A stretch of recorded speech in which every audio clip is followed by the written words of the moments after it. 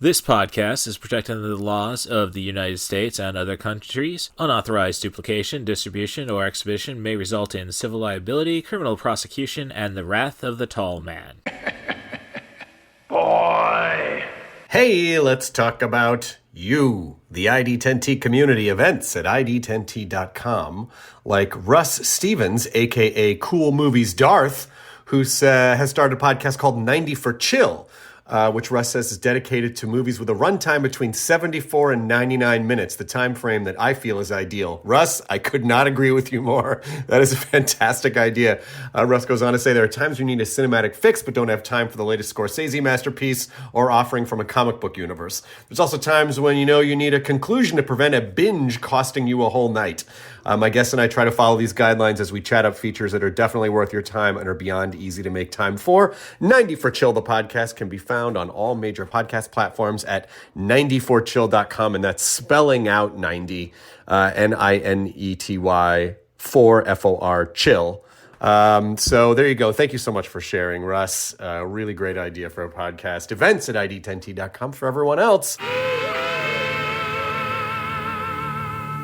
Somewhere in the middle of nowhere, two of America's most dangerous criminals are headed for the border. Earlier today, during a daylight liquor store robbery in Big Springs, the Gecko brothers killed another Texas Ranger. That changes the death toll to 16. One night is all that stands between them and freedom. Now, this is my kind of place. But it's going to be one hell of a night.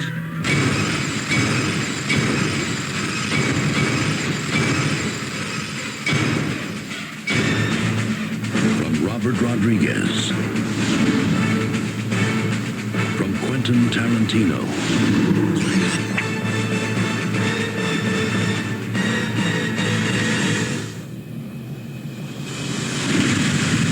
from Dusk till dawn.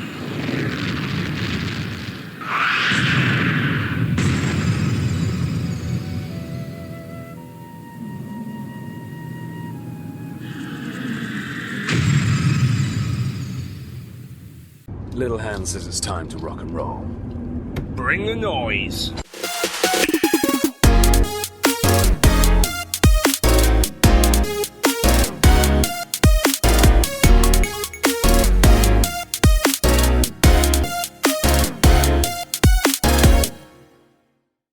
All right, we have finally got there. I think 15 minutes late on a 30-minute delay is not too bad.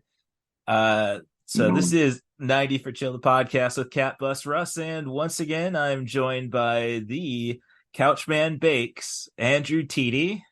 This is our first Hello, podcast. everybody. Yeah, this is our first pod of the year. We're going with another marathon again, and we're going to bring up. So basically, I don't know, foreshadowing that we ended up talking about a Rodriguez movie on our last podcast, and then it's like, oh, well, that screws up the marathon options, I suppose. But at the same time, it did kind of kerfunkle that plan, but it also kind of reminded me, like, hey, I didn't kind of know this, but besides Kevin Smith, who is my favorite director, and a very close second would be probably Robert Rodriguez. I kind of realized this through going through the last few movies we've talked about. Mm-hmm. Well, It's the very 90s, growing up in the 90s aspect of my youth, of course. That you gravitate toward the indie darlings of the 90s. Mm-hmm. Yeah, I could see that. I would still probably put Carpenter ahead of Rodriguez. But I think the movies that we're going to talk about to end up at just the classic situation of the 90s, at least when it comes to run times. And I actually had a little screw up myself.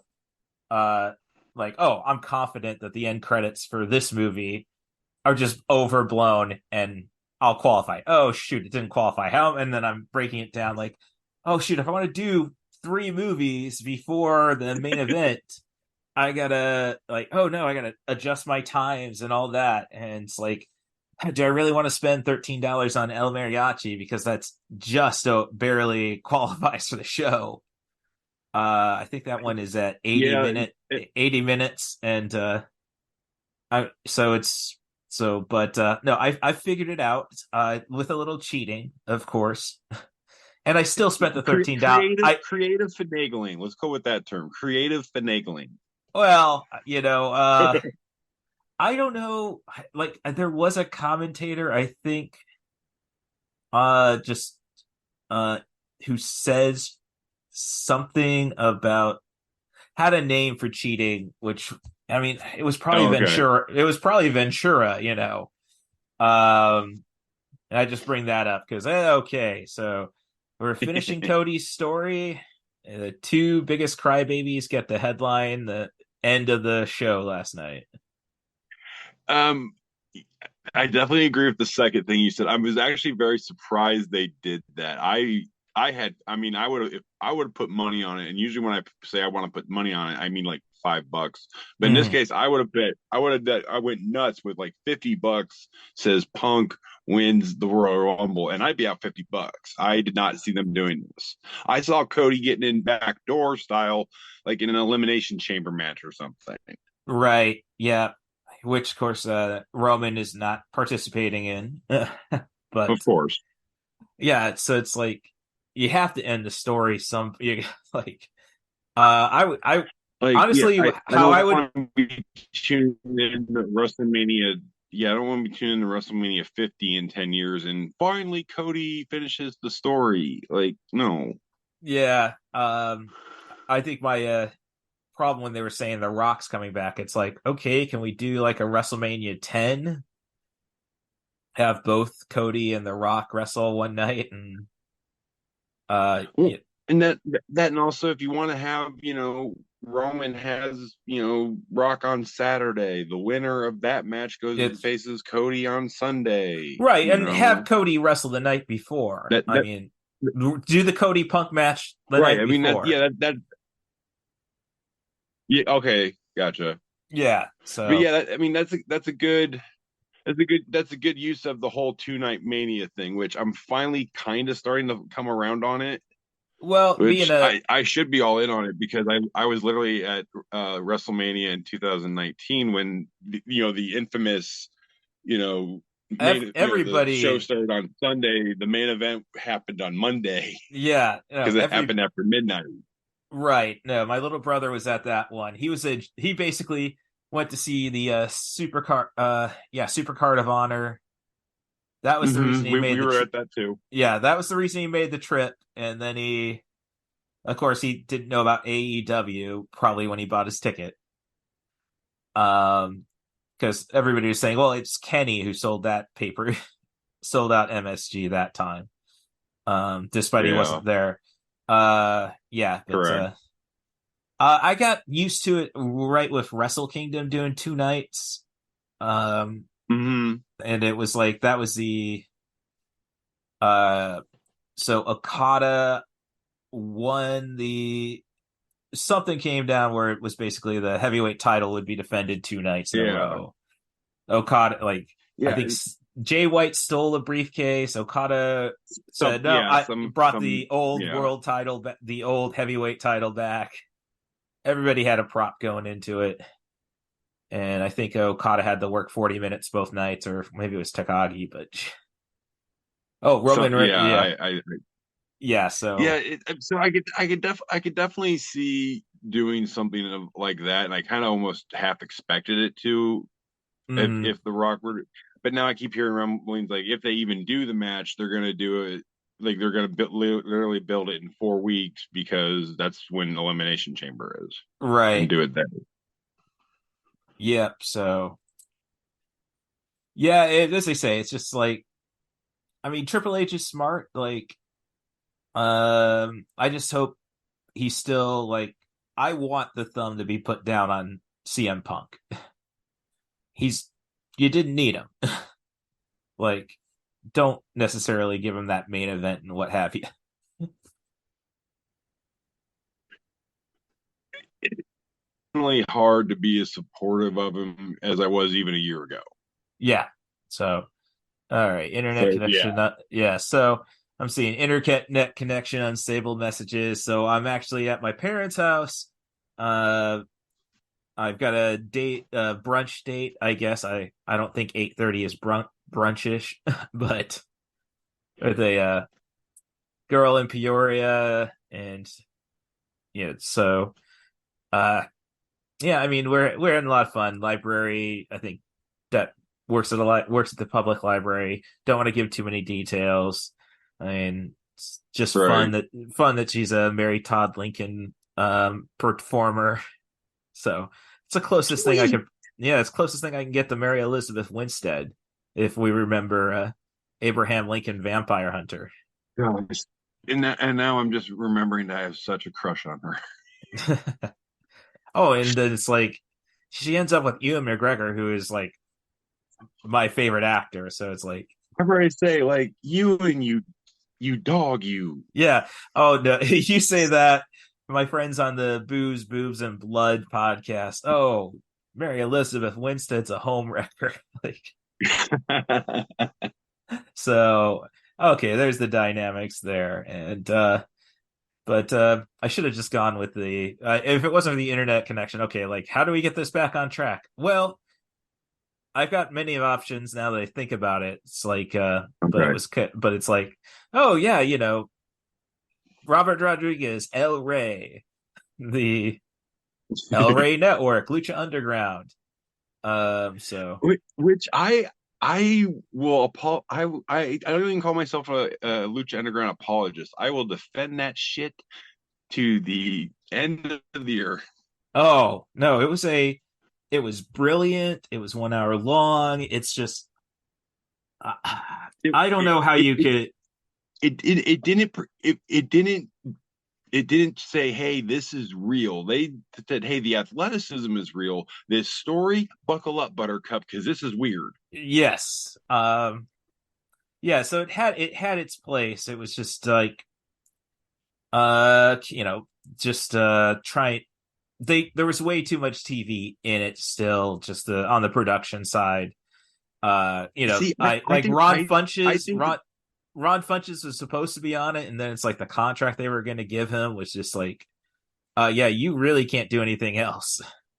yeah, and infamous story about Ricochet, who in Lucha Underground was one of their main Yeah. attractions as Hmm. Prince Puma, and he gets released from wrestling for Lucha Underground, but he can't go work anywhere else for like 2.5 years until his final episodes air. Yeah, something like that. It's well, I think he still had the NJPW break, but yeah, he Yeah, definitely that was couldn't. about it.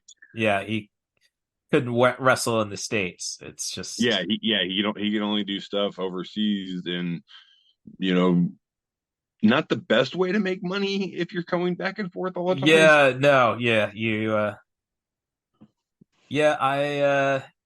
do I really know anybody who got the, well, I knew some guys who made it over to Japan, but I mean, I know a lot of people who, never done the tours and such, but, or, Mm-hmm. had to end up there essentially.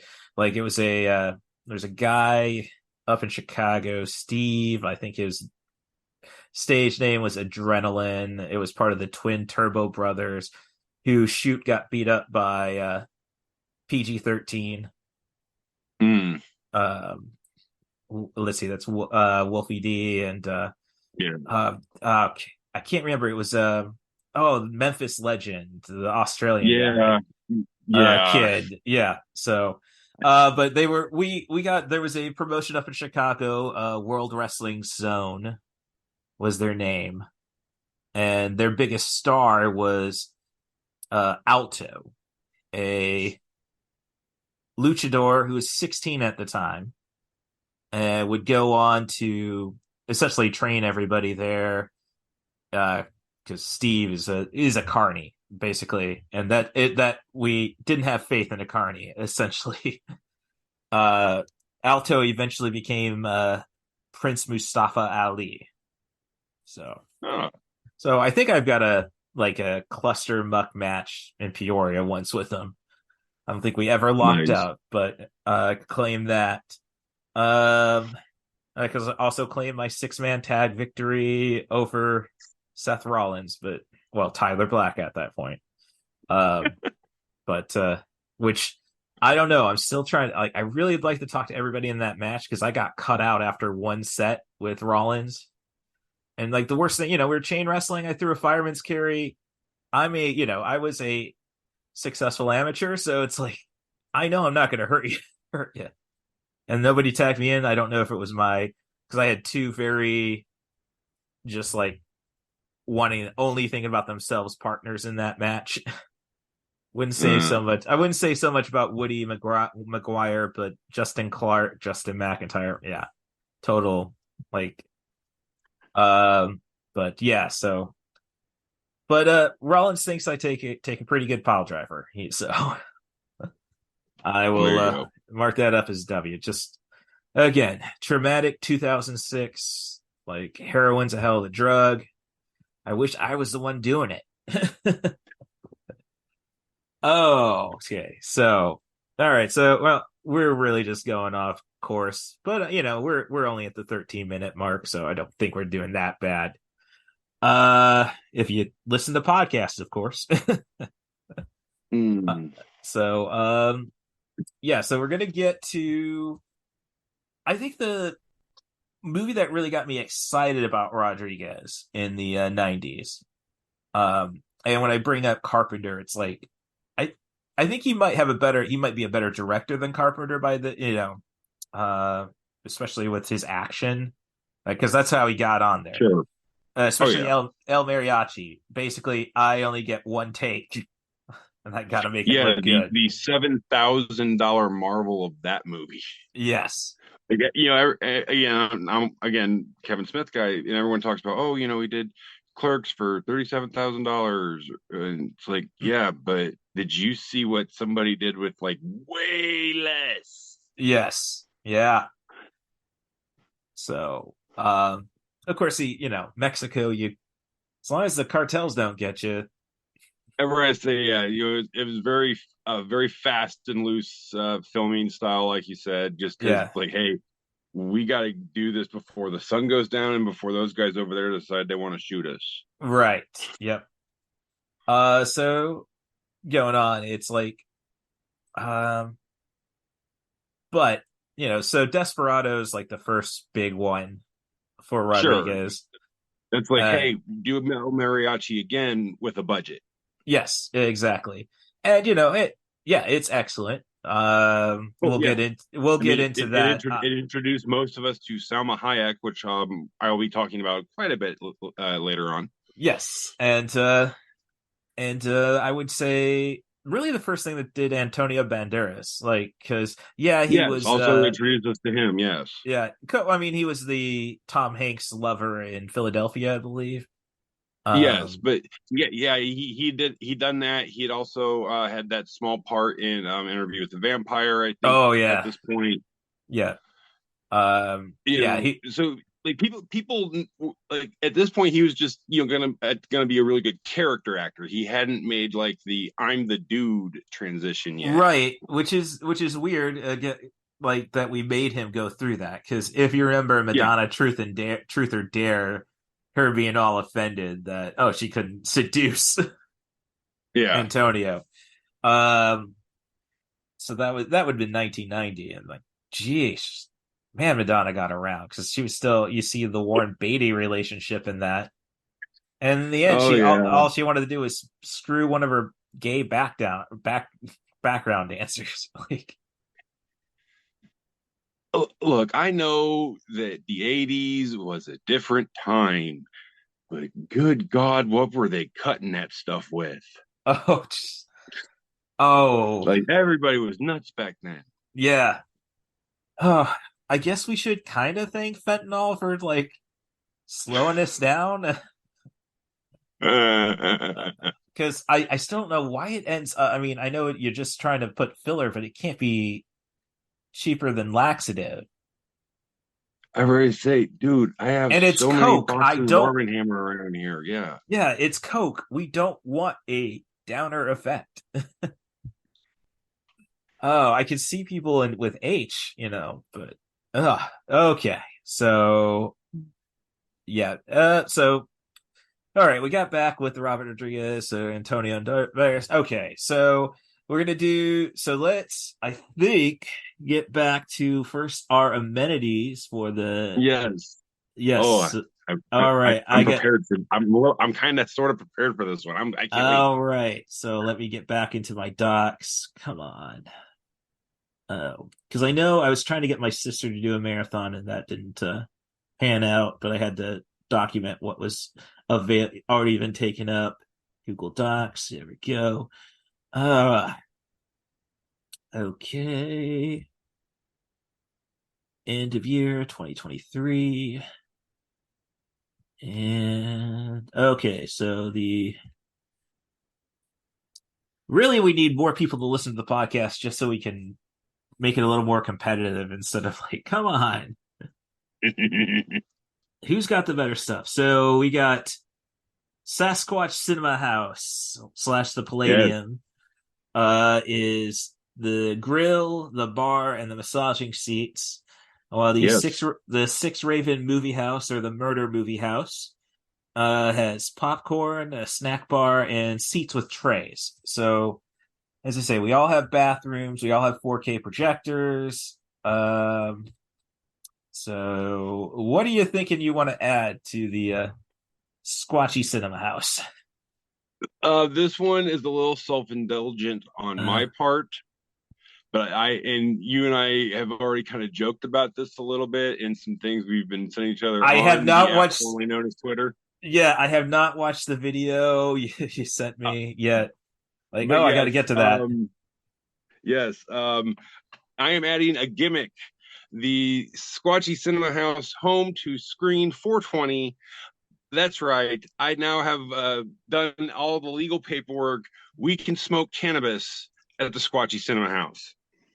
My my only issue is that you have smoke of, filling the of, venue. of, of course, to prevent it from turning into a giant Hot box. cinematic hot box, I would have excellent ventilation Yeah, installed as that's part of the permits, smoke mm, eating devices. I okay. would do everything I could to prevent it from turning into the back of the Mystery Machine circa 71.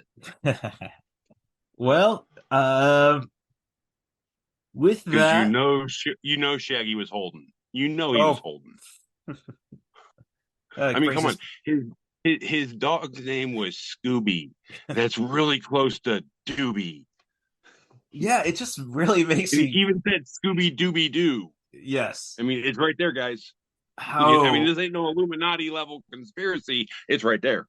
Yeah, I don't know. Now I got to go and wiki Hanna-Barbera to see how much they were into it. Like this isn't the banana I mean, well, come on. splits. First off, look at what he looked like. Yes, Fred always drove the van, but it Yeah. was very much implied that it was Shaggy's van. No, yeah. But what I'm saying is, it's like I was more concerned. Like, all right, these are the guys who Hanna Barbera. Geez, let's see, animation company. Well, I'm just saying, it's like yeah, they did all the TV in the '60s and such, but and Yogi probably had the munchies. So, Oh yeah, but I'm you got to remember, people think of marijuana being a thing that kind of came to fruition in the 70s or oh no, 60s. no, no! This Reefer goes back to about Madness, the 20s, jazz folks. cigarettes. Yeah, Yes. is So a you, even though like, oh yeah, we're gonna paint marijuana as this evil thing. Oh, these executive types were doing that because they hadn't discovered cocaine yet. mhm. You Yeah, know which that's still about that's still about 30 years out. yeah, it's So which is yeah, weird because it was used as Coke was used as an anesthetic for a while. they just didn't know they didn't know that they could do the dolphin pufferfish trick with it. Yeah, so Dolphins have discovered that the pufferfish will give them a buzz, so they uh literally pufferfish this thing around and back and forth between each other to get high. yeah, I Because, just but again yeah, looking through Hanna-Barbera, though, it's like, all right, these guys are in the like Tom and Jerry, was Yeah. their first one. And it's like, yeah, I don't really see the how did they like okay, maybe they didn't do Scooby or were the creative well, they were the creative force behind it, obviously. So I don't know Yeah, how well, they got so screwed up in the 70s. well, at that point, by the time you get to Scooby Doo coming around circa 68, 69, I think, Mm-hmm. um, Hanna-Barbera had already been around a good 30 years.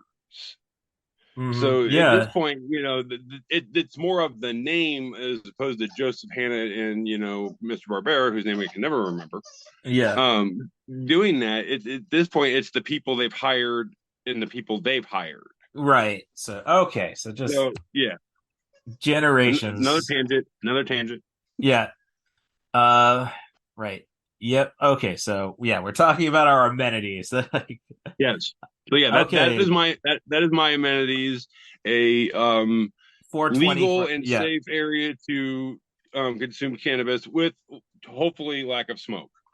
All right. So yeah, I would just say, well, I'll combat that with just selling edibles, but that's like, it's going to take a picture for it to kick in. So Yeah, yeah, like so while edibles is more effective of a high, I think you get a faster one the old-fashioned way. right. So I don't want to throw the bar in because I like the BYOB. The bar Sure, was a film worth fighting for is John Romeo's sure. edition. Ah, geez. Hmm. Oof. That's it's tough to top 420. Uh oh, an arcade. There we go. Because Nice, I like that. there's gotta be you're gonna There's got to be one. yeah, all right. So, you got kids that can't watch all the movies we're gonna show in these marathons. What? My parents, as the second oldest child and the MPAA, my parents followed the rules until Batman, and that was when Mom said, "No, I want to see this movie." I know my husband doesn't want to see it. It's Batman. They watch the show on Family Channel all the time.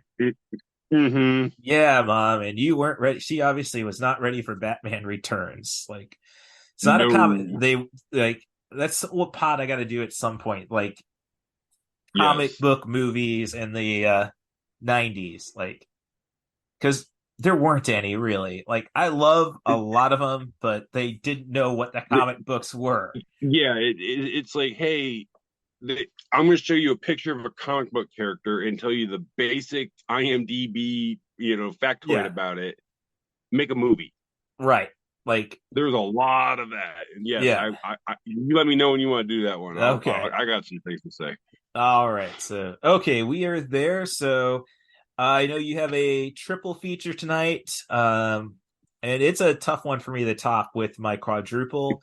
And as I say, I didn't take the time. Like I still bought El Mariachi for $13 on iTunes because it Sure. is, yeah, it's a classic. I'm not. I feel I'm doing a disservice to the hard drive I'm loading everything on because everything is subject to be pulled at any point. Right. So I guess so. I had an issue with one of my movies just being 2 minutes too long, like The Thing. So it's like, all right, I got to come up with something that's not going to be 100 minutes. So, as I said, El Mariachi was an option. I could have obviously watched the Spy Kid movie. The first Spy Kids is pretty good. I heard the original trilogy is pretty solid. Yeah, it's not so much that those movies were bad movies. It's just that they were a lot. Like Yes. he's like, hey, I learned this really cool trick. I'm gonna do Mhm. it every 3 seconds for the next 90 minutes. Yes. Right. So, and I can't say I've seen any. I snuck in, like, I was trying my best to get uh as many of the anti Pokemon cards. So I went to see Pokemon movies numerous times.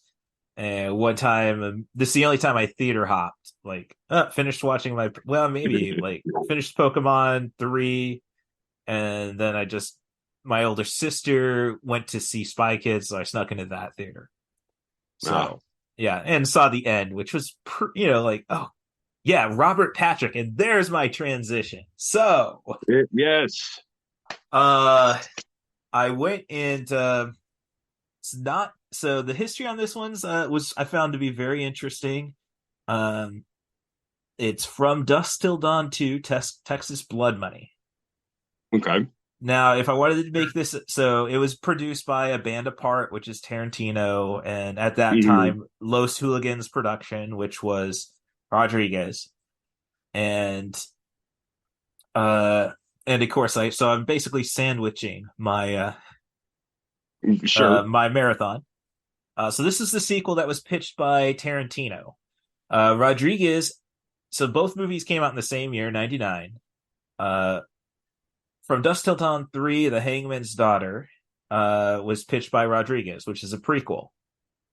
So this one is directed by Scott Spiegel, I believe. Yes, Scott Spiegel, who was basically was a close buddy to the Raimis. Worked on Okay. Evil Dead 2, worked all the way back to the short film that was before Evil Dead. Okay. Lived with the Raimis when they were trying to get based in LA with Holly Hunter and Francis McDormand, and so close buddy. So, and we get film opens up with a Robert Patrick watching a movie while he's getting shagged. And the stolen cable box goes out. But the movie's is like bats attacking two lawyers in an elevator shaft who are defending a serial killer. The two lawyers are Bruce Campbell and Tiffany Amber Thiessen. What? Yes, and you like see, yeah, you get a lot of shots of that, just like, whoa, this is very Raimi-esque, quite the tribute. And then I'm doing all the research as I'm watching the movie, And and then you like, realize, oh yeah, of oh course. yeah, and then, yeah, so it's a lot of odes to the Evil Dead franchise, and a lot of the gore effects. Like, only one of them really disappoints when you get to see those cheap cost cutting things, which of Oh course, yes. I mean, it was like, which Tarantino still uses. It was just like, there's so much fun to be had with this one. Um, you have so okay, so we're gonna say Robert Patrick's an ex-con Bucky, whose cohort just escaped custody. No murder yet. Um, and they're gonna do a job in Mexico. So Texas Blood Money doesn't really work. Never mind. Shot in South Africa. I digress. So we get a so he forms his team, and so the partner is played by Dwayne Whitaker, which most people will probably remember as the pawn shop owner and Zed's friend from Pulp Fiction.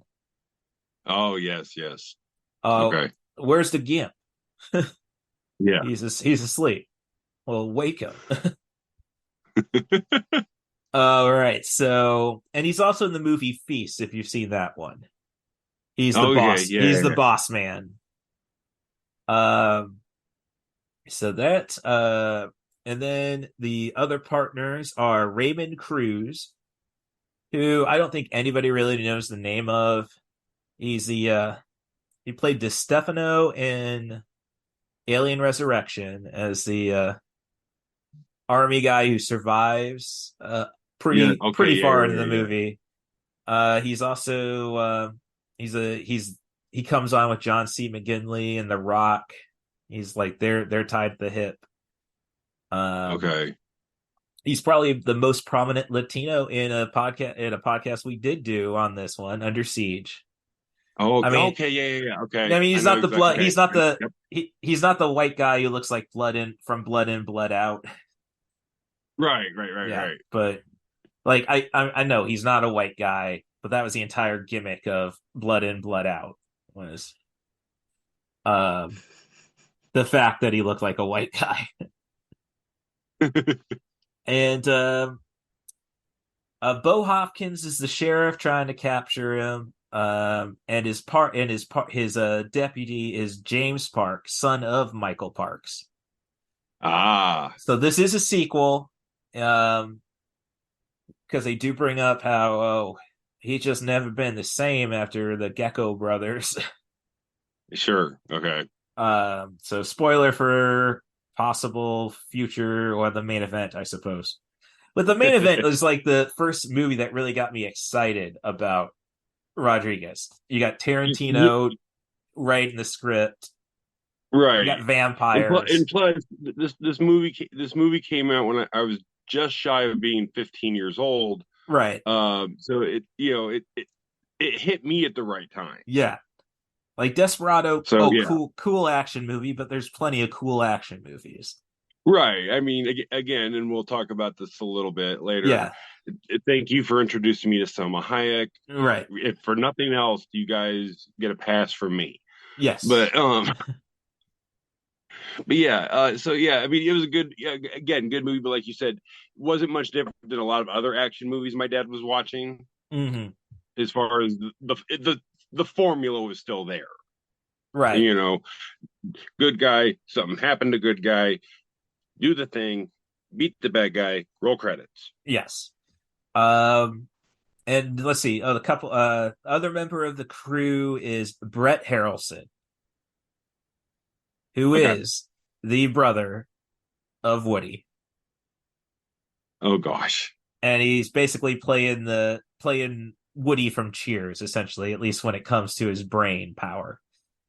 Fair Or enough. Okay. okay, I, so I'm it's basically I'm there. I'm there. instead of the hip approach to From Dusk Till Dawn, it's the redneck approach. I like it. Yeah, so they're going to rob a bank in Mexico. As our crew's waiting for the boss, whose car gets broken down when he runs into a bat, who hoofs it to just try to figure out how to get a cab or some way to get to the El Coyote Hotel. He ends up at the Titty Twister, and Danny Trejo's brother from Dusk Till Dawn, twin, of course, Of gives him a course. ride. Finds out you hit a buddy of mine. They turn him, and eventually the entire crew gets turned except for Bucky, Robert Patrick. So that's from Dusk Till Dawn too. I mean, there's some um, clever things in there. This has the most fun with crucifixes. Like Okay. you got, And we're gonna get to that later, but they love to find creative ways to use those in these movies. yes, yeah. So there's a scene where one guy's fighting off with just the Holy Bible because it has a cross on it. Sure. And then we'll have to. I'm going to save the vampire flaws Of course. for Yes, the definitely. main event. And then there's like a bank vault cage has a crucifix on it. Like some of the bars Mm, connect, and it's like sure. scares one of them off. And then as another one's fighting off a guy, he's gets up to an ambulance, closes the doors. So you got the Red Cross. So a lot of clever stuff with that. And you get some near dark references, I think, because they're prepping the car for the escape.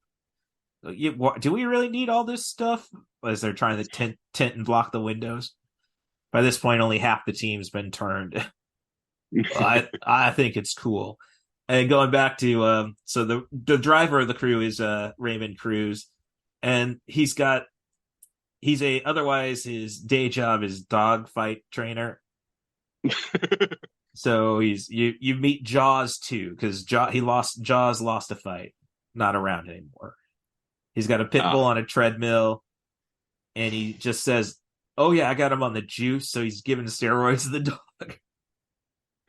as this is my little PSA here. Yeah, As a father to two pit bulls, um, that no pit bulls are meant to be on couches, not treadmills. they're meant to be given ample amounts of snacks, hopefully cheese flavored, Mm. not steroids. Yeah. Spoil your pity. Don't turn them into an athlete. Okay, I'm done. All right. Everybody in this movie is in absolute camp mode.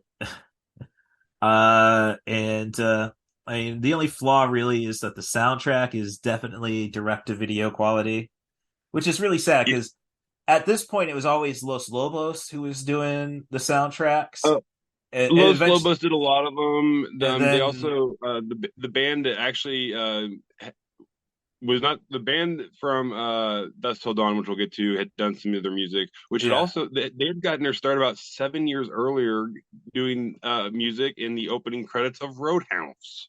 Oh yeah, yeah. Um, so it's basically and then Rodriguez pretty much took over with his band Chingao. Yes. You can Google that if you want. It's like when I asked Google once as I'm watching a Tetsuya Naito match of Mhm. Los Ingobernables de Japón. Yes. Uh, I you can't know, say it either. Don't do that. yeah, like his finisher's Destino, which is pretty easy, but then you've got Combination de Cobron. And it's like, hey Google, what's Cabron translate Yeah. to? Dumbass. And, then I've asked once Google to play I'm gonna say it because I don't think it's a dirty word in this sense. It's the title of the song. Pussy by Lords of Acid. Oh yeah. And it says now playing Bleep by Lords of Acid. Like, come on. Yeah, so yes, but now Rodriguez pretty much takes over the music now. So as I say, he's becoming like the super carpenter in a sense. I think Yeah. he's got a better vision. But one other cool gimmick I would say is that we get a solar eclipse to prolong the violence in this movie. Like Yes. the sun's coming up. Okay, we could. They're gonna have to hide. We can go get them. And then you gotta be effing kidding me. Yeah. Like, oh, we're going into overtime. Yes. So yeah, that's from Dust Till Dawn 2, Texas Blood Money. So 1 hour 28. So I can bump my 9 o'clock to no, my 8 o'clock to 7:50. And yeah, ready for a quadruple feature. No one told us we'd have to be mathmaticians to, Yes. talk about movies. Well, the suggested, of course, being is and like, schedule movie time yeah, for marathons. right. So yeah, so I would yours. actually would have stayed awake in math class. So you're starting up at 7:20, I think was what I Yes. finally figured out. With right, we can get right to the Selma Great. Hayek love Yes. officially. If officially, yes, I'm talking about not the first, not the second, maybe the third movie in the El Mariachi trilogy. More on that in a moment. Oh, Once Upon a Time in Mexico, 2003, Robert Rodriguez flick. Again, a quasi sequel to Desperado, which was a quasi sequel / remake of El Mariachi. mm-hmm. Yeah, they totally tell a None of the different movies are. story Yeah, to none of the movies are connected except there's a guy named El Mariachi. That's mm, it. That is the only connecting factor in these movies. right. And it's not even played by the same guy in all three movies. Well, yeah, it's in a sense it's like Canon's Ninja franchise from the early Yeah. Oh, there 80s. you go. Or even like, for lack of a better term, a much lesser degree of James Bond. Right. Which I'll get into with my it'll be the third feature, the 10 o'clock. Sure. Okay, so I would say it's closer like when you go to it's closer to Bond, yeah, than I'd say Sure. the Ninja trilogy, which is Enter the Ninja, where it's Yes. white ninja. Shoot, Very popular trope. Very yeah. popular trope. I can't dang it. I Franco Nero, who most people probably know best as the secondary villain, which I will get into the I do have notes about that gentleman in my third feature. Secondary Okay. villain from Die Hard 2, Die Harder. Oh, okay. Yep. Yeah, the guy, the El Presidente, they're trying to Yes. they're doing their con to get. Um Oh, yeah. yeah, so Franco Nero, the second movie, and this is the movies, the franchise that brought us Sho Kusogi to the Okay. States. I think he's probably going to be best. His most important performance is the ninja who comes on to take Rutger Hauer on in Blind Fury at the end Y- of that one. Yeah. Yeah. Yeah. Yeah. Okay, Okay. Yeah. yeah, which did that on the podcast with Gregory Carl. Love to get him back on. Like it's like that's redneck cinema. No offense, Greg. um, because he picks some weird ones which really work out great. So I mean, he's smart. Um, yeah, and then the second ninja is Revenge of the Ninja, where Kosogi's the hero, and the third one is Ninja 3: The Domination, where an evil ninja possesses the soul of an aerobics instructor slash telephone line worker. Okay. James Hong ends up in the movie at one point. A lot of controversy about this one because Sho Kosugi thought, "No, I'm not going to play a background character. I need to be the hero again." So, but Enter the Ninja. I've only seen Ninja 3: The Domination because it was done on How Did This Get Made, and I was able to jump on it before they aired the episode. Like, yeah, okay, but sorry. Once upon That's my biggest problem is I don't have much Cheech in my marathon. Yeah, and well, it's funny. I have Cheech here, not Mm, so much in my second movie, and then of course Cheech can't stay out of the main event, and we'll get to that. yes, right. But yeah, I give you a little Cheechitizer, a little appetite, if you will. With this movie, he does have a small part as the character Bellini, which is basically Senor El Exposition. He's Mm, the guy that gives you the backstory. He fills in everything, and he's the character that introduces the concept of the missing third movie in this saga, where taking place after the events of Desperado, but before this movie, where El Mariachi and Carolina deal with this General Marquez fella. yes. See, I was You just know, thinking it was a retelling, like not a story, another story to be had because she was with El Bujo, and yeah, Bucho, something like that. I yeah, forgive me if I'm and butchering the pronunciation. It's been a Desperado, while. right? Yeah, but So yeah, it's kind of odd because yes, it is proven that she is reluctantly with this Bucho dude, yeah, who turns out to be a spoiler, who turns out to be El Mariachi's brother. yes, But then it talks about how she may have also been with this Marquez fella, and he didn't get over it because again, it's Salma Hayek. Why would you yeah. get over it? All right, Like, yeah, exactly. So I get your motives, Marquez, just not your execution. yes, But yeah, so it kind of tells the story of like, okay, we're gonna kind of Scott Pilgrim you here, Antonio. mm, Like here's her other bastard ex to deal with some stuff, and then yeah, so we're flashing back to this movie because it is revealed at some point in the flashbacks of this movie that never was, that Mark has not only killed Carolina, but also their daughter. So, yes. Mariachi has mega beef with this Marquez fella who, Who doesn't seem like he wants to die because Carolina shot him in the heart. he's already been shot by Carolina in one of the stories that Bellini tells us, the Cheech character.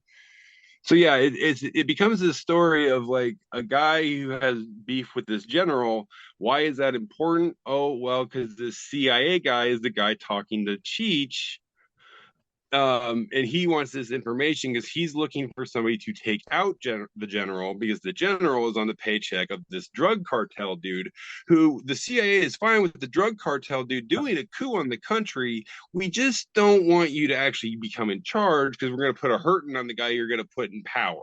Yes. Then we'll put somebody we want in power. You keep selling drugs, we get money.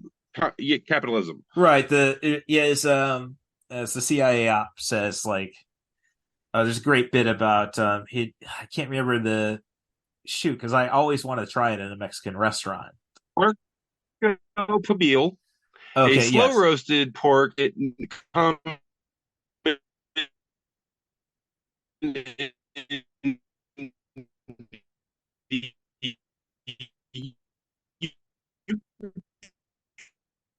yeah. I'm getting internet interference on my end. All right, so I'm gonna just pause the meeting so we can get him to rejoin. And Now available on video cassette. I never heard of him. Who? The man you recommended.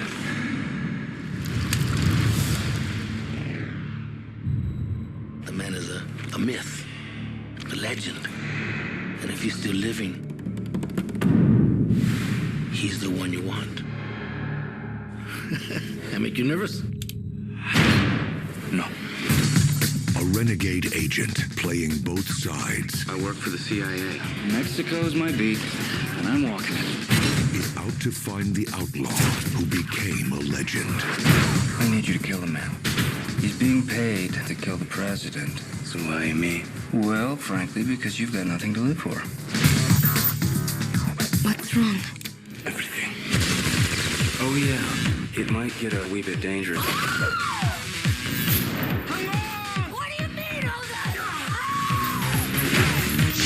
Now, Do you want to know the secret to winning? One has to rig the game. This is a setup. he's about to discover that legends I'm here for my guitar.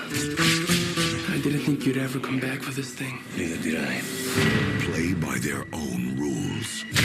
And I guess I have no choice but to kill you all.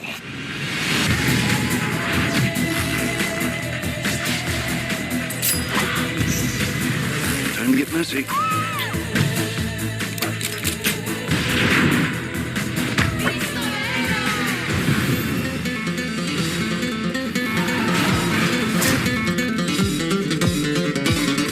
Can you dig it?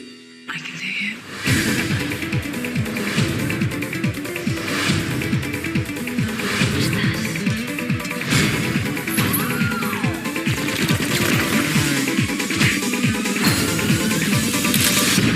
Once upon a time in Mexico, Are you still standing? Still. all right, so hey, I get time to add trailers in or such. So we were discussing the slow roasted pork. yes. That's the benefit of having a guy who's really in the food. I probably watched that special feature on the DVD more than any other special feature. I have not made this dish myself, but I'm going to. Okay. Yeah, basically, as our CIA op played by Johnny Depp explains, which is one of my favorite Johnny Depp roles, because it's like, this is kind of what we definitely want. going to get into that here in a moment. Yes. It's just basically like, oh, well, it's Johnny Depp just being a guy. It's not him trying to go and be some character. I digress, Yeah, I but mean, it's basically the El Presidente is that good piece of pork, yes. and that has to be eliminated for balance. Did you talk about the so I'm gonna, after I finish this meal, I'm going to Yes. Yeah. After go I and finish this shoot meal, I'm going to. Yep. go and Yeah. shoot the chef. Yeah. You want You me know, to shoot you want me to shoot the chef? No, I'll shoot the chef. I'm parked out back anyway. Right. Okay. We talk about how this is maybe one of his most normal performances, but it's still just a great character. Yes. The guy's always doing bad and obvious costumes, almost like he wants you to know it's him. Yeah. And you'll call him out even just so he can shoot you for no reason. Yeah, and he kind of does the same thing with the Kevin Smith movies he's in. Like, well, yes, well, that's the you could tell that Rodriguez and Kevin Smith, because you brought up his character in the Canadian trilogy. Um, yeah, they just let him play. Like, look, dude, Mm. you're a great actor. Take this goofy character and do what you want with it. And the fact that they only had Johnny Depp, I think, for like 4 days, I think, on this movie, Mm. Oh, it's because like just he had just wrapped Pirates, but he was getting ready to go on the promotional tour for it, and already took like in pre-production for Pirates 2. And yeah, they had like 3 or 4 days to work with the guy, and he turns out a heck of a performance. yeah. Is It's Agent Sands is like he's the thing that guides all these intertwining stories of the drug cartel, their L. Yeah. role in planting a former FBI agent to keep an eye on them so he can do this and this and this. Like there's so many little intertwining, but it's always the Johnny Depp Agent Sands character at the center of all of it. Right. Love Ava Mendez in this one. Like, Yes, this was like right after she had done Training Day. Training Day. Yeah. And yeah, Robert Rodriguez literally he was talking to his casting director, like, hey, I'm looking for someone to, and he starts basically describing every characteristic of Ava Mendez, and the casting director goes, I got a person. Yes. Yeah. So there's but this is where I think Rodriguez really steps up on his action, like Yeah, this church sequence the is church sequence, which is comical yet very action packed. He's set up by Agent Sands basically as a test of like, hey, I want to make sure I'm getting what I'm paying for here. So he tells the cartel that has also has issues with Mr. Mariachi, hey, he's in the church. So they show up. Yeah, it takes place on multiple levels. Great acrobatics, great use of set pieces with the pews and the confession box. Great little bit of comedy where everybody stops so they can let the elderly grandma out of the church after she's done her daily prayers. mm, Uh, and then as soon as she leaves, game on. yes. Which Rich reminds me was listening to the Unspooled podcast with Paul Scheer. They were doing Wayne's World, so Yeah. And every Riverman hockey game, whenever the pucks drop to start a period, it's game Yes, on. exactly. Oh Um, yes. so that's and we're still ignoring little things like the cartel leader is Willem Dafoe, Willem Dafoe. His head henchman is is Mickey Mickey Rourke. Rourke before the wrestler. So he Yes. hadn't had that. Before Sin City, which because that was like his, oh, he's gonna be something again. Yeah.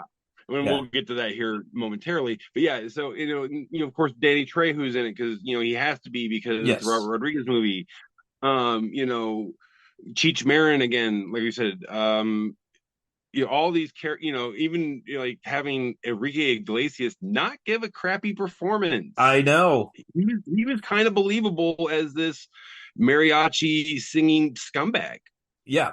Yep. I can't remember the name of the actor who played the partner, the third Ellen Marriott. Yes, it Years. escapes me as well. Loved. I think he was probably my favorite of the ancillary mariachis, if you will, just Yeah. because he knew the assignment. I got to Mhm. be the lovable yet flawed comic relief that hey, as long as I got a drink in my hand, baby, I'm good to go.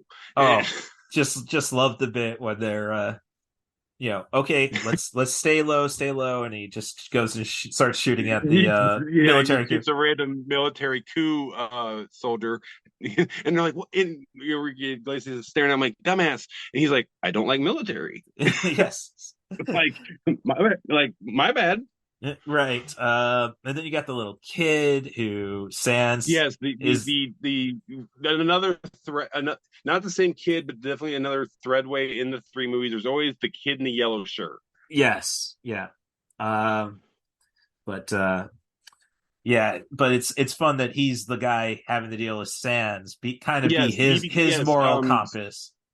He moral compass and physical compass in the last act of the That's film, real. because he gets his eyeballs gouged out, but he still has to complete really no official mission from the CIA, really just his own personal mission to get paid extra and also get to sleep with Ava Mendez again. I I get what you're doing, player. Just we could have been went about it differently. Uh, Yes. Yeah, and then the fake arm.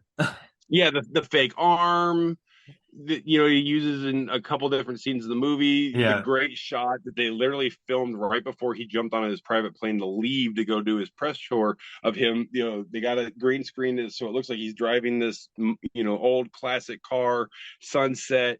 He Mm. got one hand on the wheel, one hand smoking a cigarette, and another hand out the window with the gun. Right. Yeah, this is just yeah. I mean, I don't know if it's well. If you got to see any of them, this is the one I would say, just Right. because it's the most fun and crazy. You're Oh the yeah. only thing. I mean, I mean, I was tempted to just try to make an all Tarantino triple feature. Because he has his probably his best dialogue drop in all of his movies. As I mean, there's people for the wrong reason who probably love the Pulp Fiction. Does my sure. Yeah, which is funny, but it's still Right. yeah, cringe. And yeah, the guy who is talking to Cheech and El Desperado in Desperado. Like the only Yes. thing you're really missing, I say, would be Steve Buscemi. Yes, yeah. The Steve Buscemi character was not brought back, obviously, because he was killed off in Desperado. Well, as I say, So, that's like the rules really apply. How many times have right, we and have we and killed we Cheech in get, these yeah, we don't, movies? yeah. But at the same time, it's like they kind of replaced him with the Sands character in a way, Yeah. with the Believe character played by Mm, Cheech, and even a little bit by the El Kukui character, literally the Boogeyman, played by again Danny Trejo. yeah. If I had a Danny Trejo, I would call him the Boogeyman. Right. That's dang it. We couldn't get him into the Wick series. that that I think is one of the greatest crimes that he has not appeared in the Wick series or even the Expendables Yeah. series. Well, It's like, I I mean, come on, guys. We yeah, got him in we could Predator.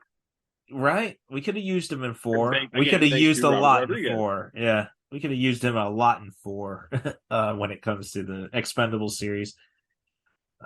All right. Uh so I'm going like I really could have taken an easy shortcut for this and just done the Okay, Grindhouse. sure. You know. Which I considered doing, but Right. for some reason I've seen for some reason and I actually was one of the people that liked the movie Death Proof. Oh, I'm I not one of love the guys Death that Proof. I'm a yeah, I that's mean, part of the two. It's probably my favorite. So I've seen yes. that one more. So I didn't want to talk Yeah, about Grindhouse because I've only seen Planet Terror like twice. right. Yeah, so I saw the Grindhouse when it was released in the Same here. theater. Yeah. Yep, Which is weird. glorious. Like why was it a bomb? Like how you're telling me, well, I guess you only get two shows in a day. Mm-hmm. So you're It was an ambitious project because again they released essentially two movies because they would be released separately on separate DVD releases. right. And then It was I was making sure I had my actual DVD release of the Grindhouse yeah on top of they had that. they had two different separate movies essentially cased by 10 or 15 minutes of fake trailers. Yes. It was a very ambitious and odd movie going, and they were targeting a very niche audience, which Right. most of the people that they were targeting weren't going to movies anymore anyway. Yeah. Well, that's true. That did hurt it, but as I'm saying, like I was there for a packed house, and Oh yeah, I went on during the week when I was in the military still. yeah, I would say three quarters full. yeah. On like a Wednesday. But as I say, Then when you're only yeah, getting to show two showings yeah, instead of four, yeah, yeah. you're not going to make the ticket. You're not going to get the ticket.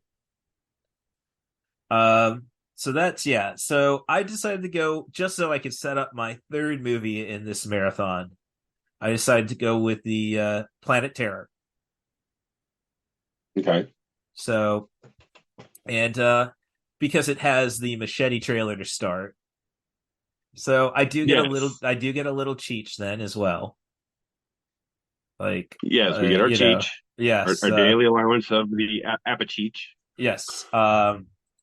So Planet Terror, and I would say it's weird because this does bring Michael Parks back, Yes, and Michael he's Parks. Michael Parks. Spoiler: it shows up in almost every movie we're going to talk about today, playing the same law enforcement agent. And right. Well, I as don't I know how said, many times. I don't know how many times this law enforcement agent has died. I think he's only died once, if I'm correct, in the main event. Yeah, Uh, Otherwise, I think he survives this movie, it's implied either way. Like and he's in we're death. led to believe And we he's know in. he's in death proof. This is Because essentially like chronologically, that does take place before Planet Hand of Terror. the Terror. Yes. Um, yeah, I think it's basically like, do we really count Planet Terror as part of the? Because it's like the Tarantino. All his movies are connected, Hmm and you know, it's I don't know if Rodriguez is doing the same thing. I don't think you really can with Sin City. But Well, no, Sin City would be the one that is definitely outside the Rodriguez cinematic universe, and I'll talk but about this more here. Because yeah, he says, I don't want to make Robert Rodriguez's Sin City. I want to make Frank Miller's Sin right, City. and So hence yeah, why more on that. Miller's the director on that. And I like Right. this. I like the spirit. I'll stand for that movie. But um, Mm. oh, I wanted to defend it. I wanted to defend it so hard, but well, we're at the end of the day, it comes. It's not as disappointing as the biggest movie I've had to defend and then admit it was horrible. That's the Green Lantern. Ugh. yeah, right. This isn't a Frank Miller podcast, so well, Right, right. okay. And again, but that's a like okay, that was like 2009, I think was the spirit. So we're kind of still in That sounds that. about right. 8 or 9, yeah. Yeah, we're still pre MCU because let's Yeah. face it, It was MC. it was still in what we call it was still in what we call the it was the end of the dark days of comic book movies Right. that started in the 80s. Yes. So I mean, you're gonna have people Late who 80s. say, "Oh, the Dark Knight was the thing that started it." No, because Nolan didn't really pay attention to the comics either. Right. So, all right, um, so Planet Terror is a zombie apocalypse movie. It stars Rose McGowan as Cherry Darling, Yes. a recently retired go-go dancer, who runs into her old flame, Ray of Ray Wreckage, who may or may not be El Ray. Dun dun dun. Yes. After, in the meantime, and this goes back to another How Did This Get Made? The movie this week was Rollerball, hence why my podcast this Yeah. week was Rollerball. Oh God, that was painful. Yeah, that's Especially another since, one. yeah, I saw it and I was in the way the advertising was perfect because they hyped that movie up so good. And then you you watched it see, and you're like, they polished a turd. you see, my parents' first date was Rollerball 75, Oh, with Jimmy James Caan. Caan. Yeah. And so Yes. it's like that, and never mind the messages, which they just kind of got rid of for this movie. Like they're there, but not really. Because they were trying to make it more modern, not dystopian, I suppose. Yeah. Um, no, the moment where you see the set, like you shot this in a warehouse in Calgary. Somehow this movie cost 70 million. But Uh, that was for Paul Heyman's hairpiece and he wore the ball cap the entire time. oh, I that's right, mean, because yeah, he was still portraying ECW Paul Heyman. yes. Um, no, there's a lot of weird stories about that one. Like John Very weird. McTiernan went to jail because he tried blackmailing an executive to make his movie the way he wanted it. That that from the things I've heard of McT, yeah, that sounds about right. Yeah. So let's see, but so we have our two destined to be together lovers, finally reuniting to go on this epic journey if they know it or not.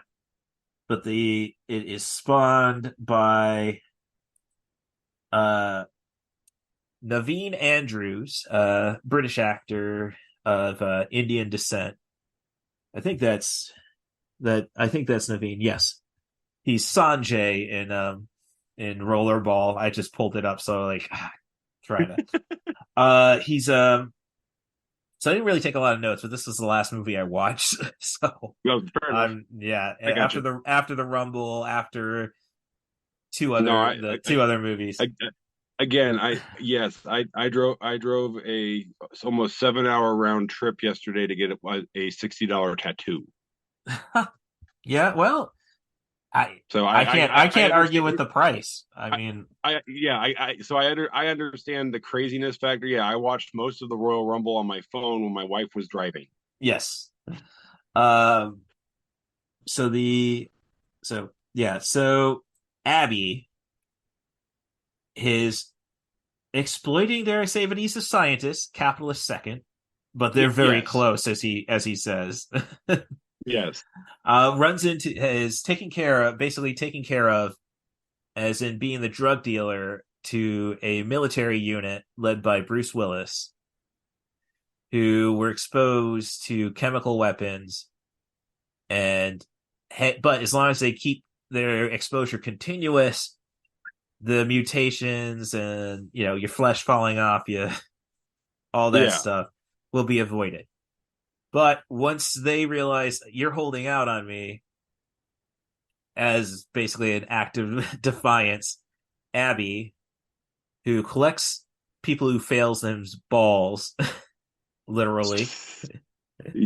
yes. It's not a figurative term. Yes, releases the virus on the entire town, the entire, I guess you'd say, entire Southwest Texas.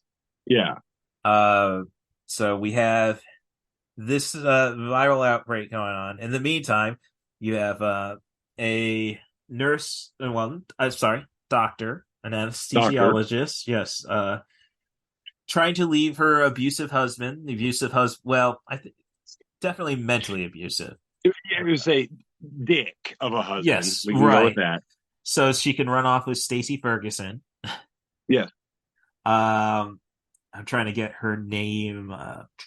Marley Shelton, the Thank you. actress. Yeah, I mean We'll be talking about her again. All right, this kind of is like the. Honestly, I think that this has some of the most intense uncomfortable scenes in all of his filmography. It's anesthetic torture. Yes, it definitely messes with you mentally. Also, like this is a batshit crazy movie. That's the only way Yes, you can describe it right. properly. So, But Bruce Willis plays this like he's gonna get that Oscar. oh He's playing yes, this as serious as any other dramatic movie he's ever done. yep. Yeah. Tarantino is his number two, essentially. And it and all you gotta know is basically it's typical Tarantino what the hellness. Yes. Um. So with all this chaos, zombies take Cherry's leg off. Mm-hmm. So she's got to overcome this and be the warrior that El Rey wants her to be, and lead a group of rebels to either cure this disease or just find their way to Mexico, put their back up against the ocean, and fight off the hordes. Yeah. And this is ignoring the great brother duo of Michael Biehn and Jeff Fahey as the sheriff and his brother, who's out to make the best barbecue in Texas. And who's fortunately he's got a pretty good setup, so they might be able to hold out there. He's at least got the escape vehicles, the Jesse James custom motorcycle, it was a motorcycle, not a chopper. Yeah. You don't want to get that confused with this. Yeah. So you got the crazy babysitter twins, who show up in a lot of Rodriguez movies. It's just so much fun. As I said, I didn't really have that many notes for it, but it's still like I think the soundtrack is definitely is one of his best. He's got some great Yes. great editing in this one. Is very noticeable. I'm talking Highlander style, like where Again, you make sure every yeah, shot transitions in the every shot is next. great, and it's one of those movies. Like if you loved what the hell cheesy action movies from like the mid late 70s, you're Yes, gonna love this movie. I mean, and it's got the most grindhousey feel. Like the yes, film, the digital effects. Let's not even call it film. yeah, Is the digital effects that make it look grimy, like burnout 18 millimeter film. and you still pull off tricks like the missing reel when we're like, Yes, yeah, come missing on, reel. I haven't seen Rose's boobs since Doom Generation. Don't do this to me. Bob, come on. Yeah. Oh, Harvey. Oh no. Okay, no, Oh, no. yeah. Yeah. We'll save that for another Thank conversation. you for your restraint, Robert. Yeah. um. So no wasted cuts, anesthetic torture, dead dog, which I hate. It's just a real random bit. It's played as a joke, which like the dog hops off the vehicle, gets ran over, it sprays the blood babysitter. It's a cheap shock moment that Right, but again, I'm not the biggest fan of like I get it for some stories you have to do a story where you harm an animal. I get it. It's not my favorite thing to do, but when you do it for just a cheap I'm sorry. I have too many dogs to appreciate. Okay, all right. I'm a That's cat me. person. I see, and cats don't usually get the love in cinema. Like they're easy to kill. Uh, Yeah, but but with that's why I love the John Wick movies so much. Yes, I would do all of this because you shot my dog. right. Well, what I'm saying is though that killing a dog usually is a stamp of a good movie. Mad Max. Sorry. Mad Like I Max said, there 2. like I said, there's ways to do it. Well, they didn't have to do it in that one. It's just like, I'm a bad You guy. know, Um, there's ways to do it that I approve of, and there's ways to do it that are okay, just like I, was I, unnecessary. I'm just saying, like, I think Yeah, right, ID4, right. I think Independence Day really could have benefited by the Fireball. Like, I think you'd get the audience in a different mood. Like, let's smack these aliens up. Like They kill Boomer. I thought they already did that with the death of the president's wife, and the more personal one for me, beloved crooner Harry Connick Jr. Yeah, well, that all happened afterwards, actually. Like, Oh yeah, that's true. yeah, let's get angry now.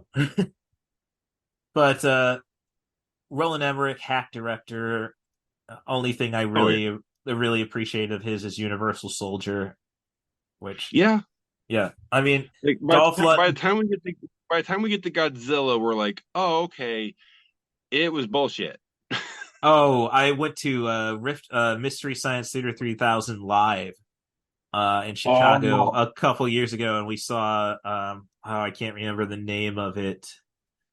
Um, it was a it was basically a movie shot in Germany, but shot in English, and yeah, oh, copyright laws have no place in Germany, I suppose, or West Germany.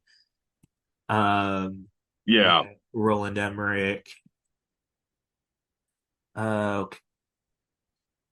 Like it just insults you every turn of this movie. It was let's see, he's also known as well, I've never seen Stargate, so Really? yeah, just like I love the South Park Imagination Land episode where they try bringing Stargate into that. But okay, so the come on film Fresno, we the Noah Arc principle. No, come on.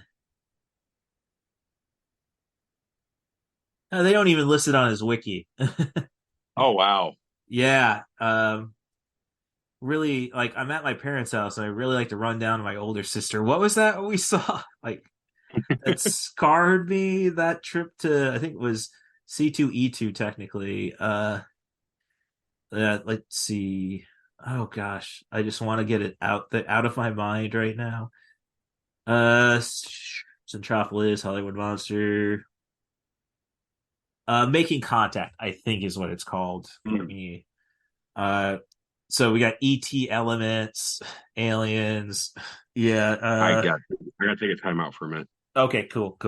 No, I can appreciate that. More times to put trailers. Previously on 94 Chill, the podcast.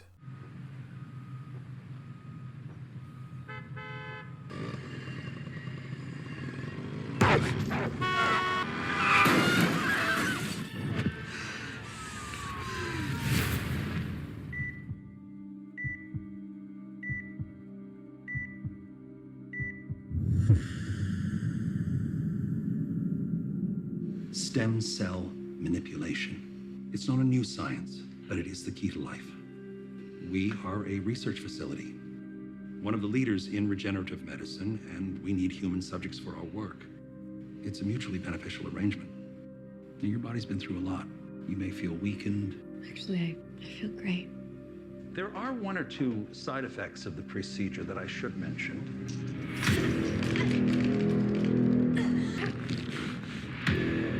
Tell me more about these meat cravings.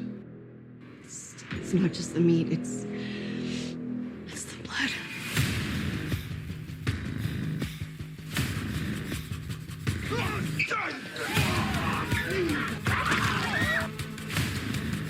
Can I help you?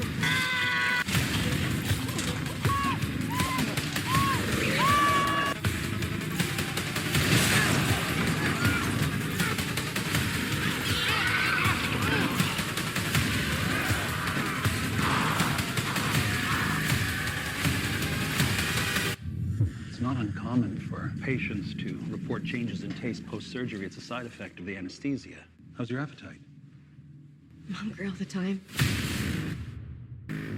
So I've just concluded watching the Soska twins, the Twisted Sisters, a reimagining of David Cronenberg's Rabid, which I think works as a pretty decent horror film.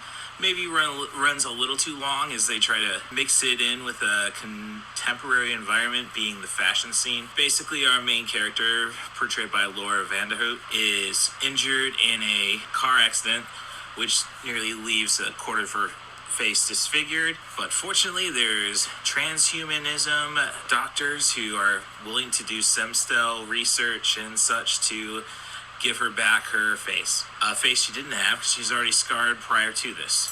She's got new confidence and climbs the fashion ranks, but she's having hallucinations and nightmares of essentially eating people, primarily just drinking blood. And as this is all going on, there is a rabies outbreak throughout. I think they don't want it to be Toronto because they use CDC, FDA and such. But I've seen Toronto enough in movies to know it. So the technical flaw there. Otherwise, I really would like to be a little more tongue-in-cheek with the Soska sisters, like American Mary or Dead Hooker in a Trunk. Even See No Evil 2 with Kane. As for the wrestlers who show up in this film, AJ Lee gets a bit part, while CM Punk, Phil Brooks, the inferior CM, but listen to the podcast for that rant. He's your primary draw. And, horror movies and comedy are the only things I think I can see him. He's got the facial expressions. I just don't know if he has the skill. Like, being kicked out of a club is something Phil Brooks has never had happen to him. So it's an interesting watch, to say the least. Not bad. Just definitely not up to what brought the Soska sisters to the dance. We have had a doozy of a day. A real doozy.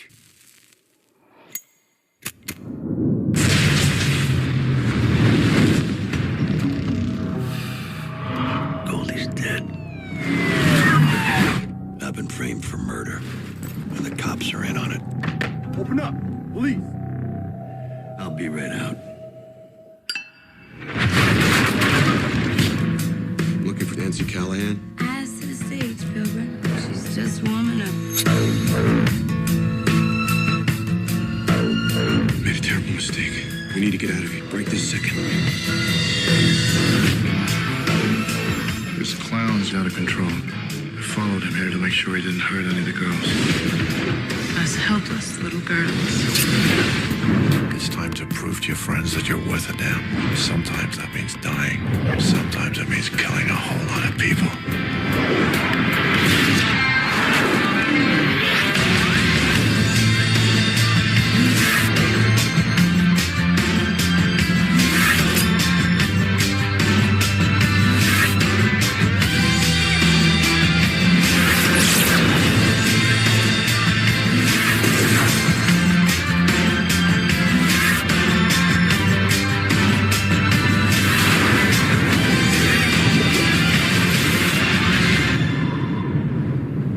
Walk down the right back alley in Sin City, and you can find anything.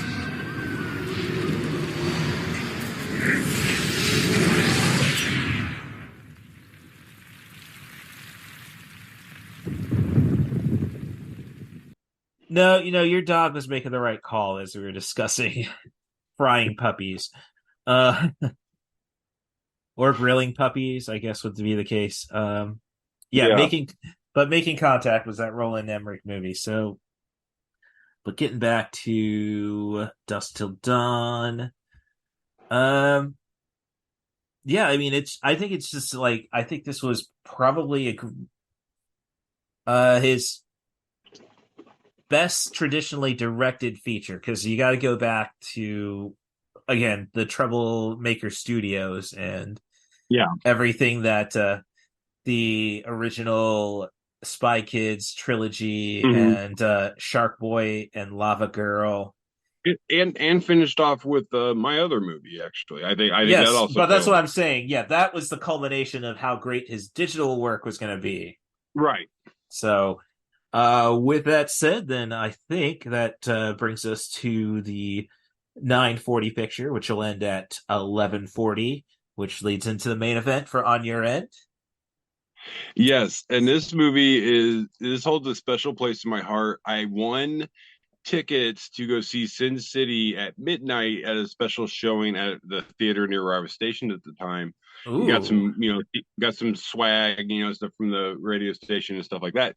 But I was so anticipating to see this movie, I actually bought tickets for it like 3 hours earlier. So it was the only movie I got to see for free and paid for it all twice in one day in a theater.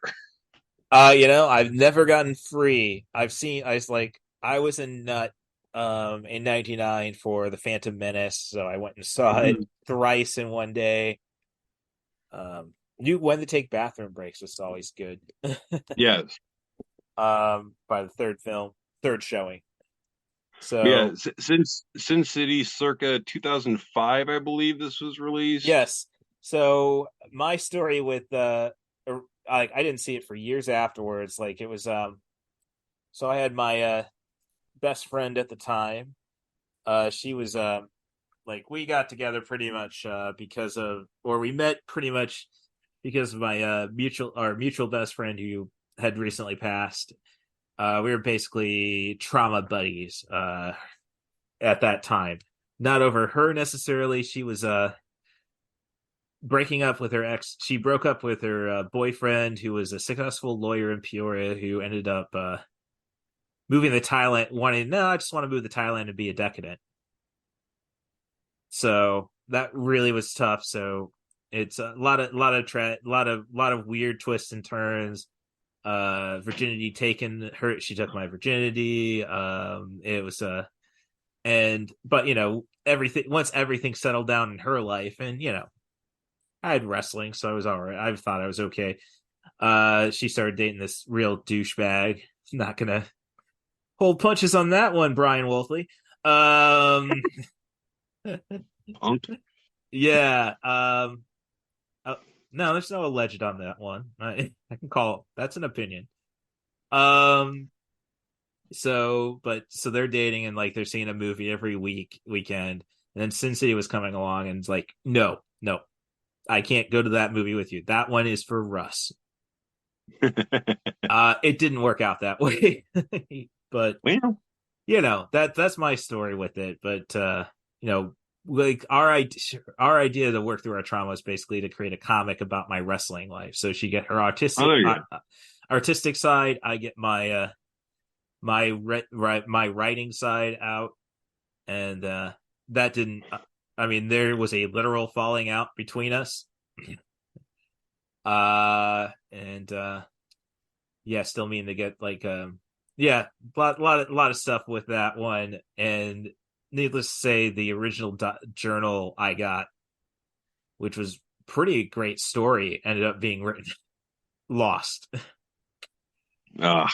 And everything after that for the next few years is still journaling, like, oh, I'll make a movie out of this. And it's like, oh gosh, this is some tragic shit. Because then we get the heroin diary off the bat. Nikki Six ain't got nothing on me.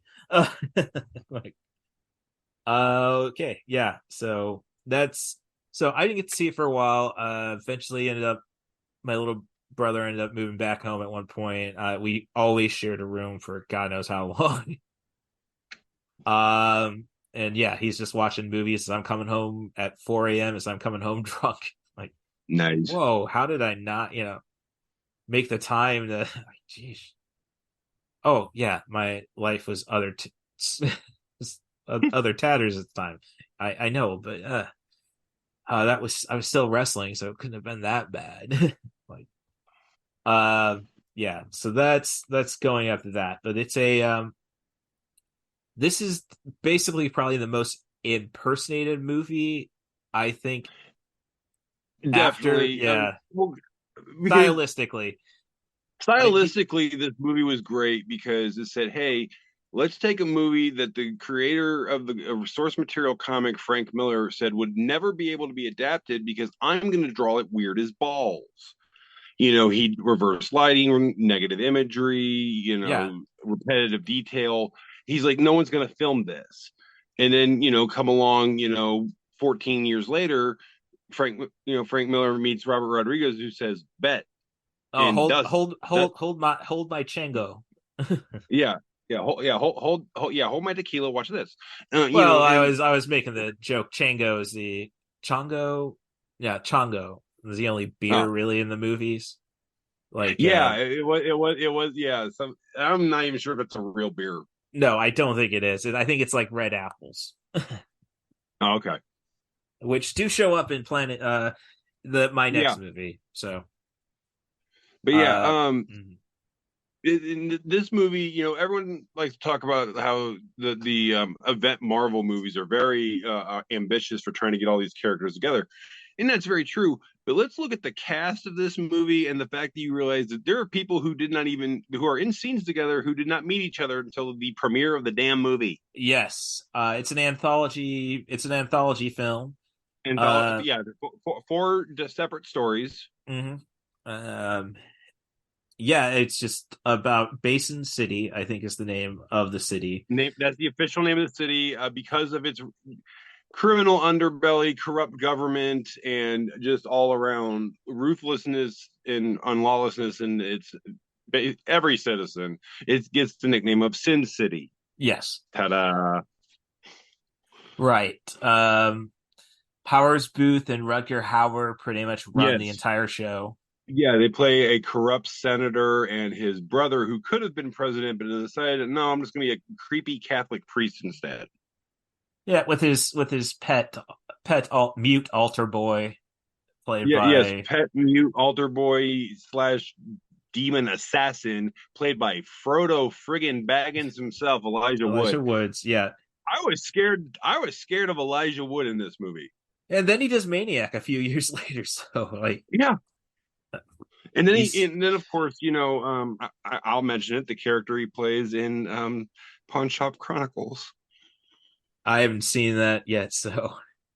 Oh, dude, buckle up, Buttercup. Oh, so yeah, it's yeah, he definitely knew how to play against type right away. Not like well, I don't know if now I'm just thinking about Poppets. Shoot, who played Samwise? That was I got it. It's right there. Rudy. Rudy. He was in Goonies. He led the revolt in Toy Soldiers. Sean Astin. Sean Sean Astin. Astin. Yes, son of the Astin actor that originally played Gomez. Yes. John Astin. John Astin. That Mm-hmm. was his name. Yeah. So, I mean, it's Tarantino. So it's directed by both Miller and Rodriguez, Yeah. and special guest director Quentin Tarantino. Yes, he directed a wonderfully twisted scene between Benicio Yeah, del Del Toro Toro and mm, Clive Owen, and the in most of the scene, Benicio del Toro is either pretending to be dead or just chewing scenery in the background, not even saying anything. So most of this scene is focused on Clive Owen, who's doing monologues out loud to the camera. He's doing them in his head. Like it's a like he you don't know how much of this scene is real. It's very trippy. The lights are done with the lighting effects are done with passing traffic lights and eventually police lights. It's a very weird scene, which was perfect for Tarantino to direct, of course. It was a dialogue scene of two guys being weird. Right, which is like his bread and butter. My opening to my still trying to figure out how to get out of development hell, or at least to a funding stage. Main Event of the Dead opens with a Tarantino table scene, essentially arguing arguing whether or not Kurt Russell and Jeff Bridges were interchangeable, at least in the 80s. You know my love of Kurt Russell. You know I could get in on this debate. Oh yeah, no, I had it at a bar with for a while ago with one of my best friends from the wrestling, from wrestling, just best friend in general. He was just like no, true, you can't do that. He couldn't do Wyatt Earp. I'm saying no, True Grit. But I was I was a kid in the 80s. It's like I watched Tron a lot, and Kurt Russell was mainly Disney movies for me at that point in the 80s as a kid who was sheltered. I could definitely see the comparison. Yeah. And I definitely think that there may be a role or two in there that one did because the other one turned down. Mm. But to say they're interchangeable, how effing dare you? I was a kid that was trying to capture. I know. I get it. I get it. Yeah. So, all right. Yeah. So, so all the stories essentially center around the corruption of Powers Booth or right. Rutger Hauer.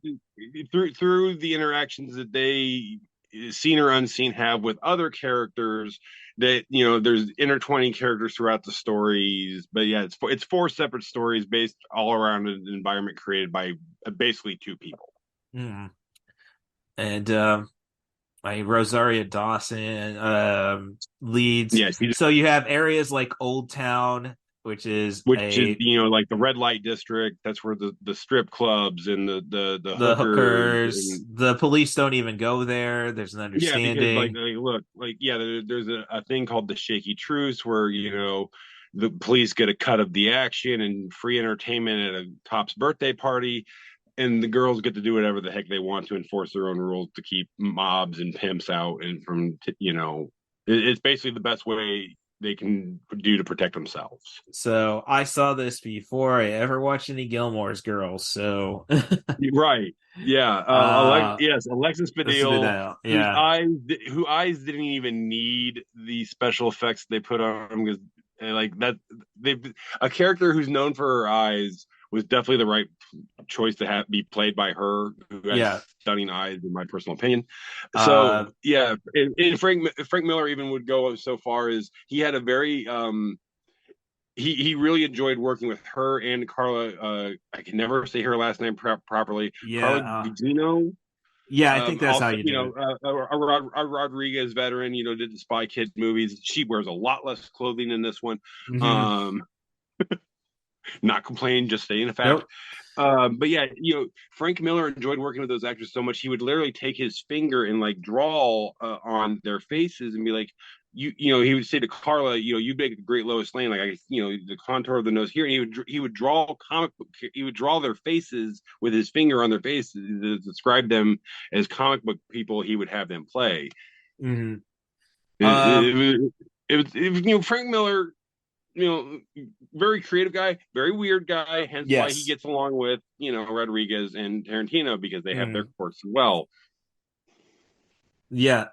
Um, yeah, it's I mean, and like, I wouldn't say the actors take this deadly seriously. I was gonna say it's Oh yeah, not there's nothing. nobody. There's nothing. Even the tongue in cheek characters aren't Mhm. playing it tongue in cheek. Yeah. Nick Offerman has a small role as the any job will do henchman, fat man, Yeah. and he's delivering Shakespearean quality dialogue. Mm. It's and Jessica Alba is played up perfectly. I'm not Yes, saying. her Well, no, character, again, Bruce Willis. probably the most. She's probably the most emotionally grounded in this one. The same can't be said for the sequel. Right, But and in I this was movie, gonna bring it up a little she's bit. probably the which we won't. She's probably the emotional anchor of this one. That and maybe the John Hardigan character played by Right, Bruce which Willis is once again. um your classic Yeah, I daddy was issue thinking like story. I hate Cagney. to say, yeah. I'm thinking like the Cagney character, or like you Chinatown, know, something like that. yeah, Chinatown. The more actiony parts of Casablanca as opposed to the romance part of it. Right. Yes. Yeah. He's that hard boiled pulp detective of Mm, the 40s. right. But yeah, Michael Madsen playing he decent His arc crooked, in that one. Yeah. yeah, his crooked yet Hey, what am I supposed to do? yeah, my crooked yet really good clutch homeboy partner who's just Yeah. he's a dick, but Right. he's a lovable dick. Yeah. And I mean, this was great Ving Rhames. I mean, he's just. I better say, yeah, we're Michael Clark Duncan playing a Oh yeah, sorry, basically, not Ving yeah, it Rhames. was Damn it, Michael Clark sorry. Duncan who played the character Minute, which was Mhm. basically a guy we don't meet in the first movie, kind of like this mob boss who's almost on par with the Rourke brothers as far as the corruption he Yeah. controls and spreads. He's basically the right hand man of this dude. And Yes. they somehow managed to make Michael Clark Duncan even bigger, appear bigger and Right. gnarlier than he already was. Oh, Like, I, oh, you thought you were afraid. You thought he was big and bad in Daredevil. Watch this. yes. Now I end up. Now I'll say I like the sequel, but It yeah, wasn't. The sequel was plausible and passable. It wasn't the first movie.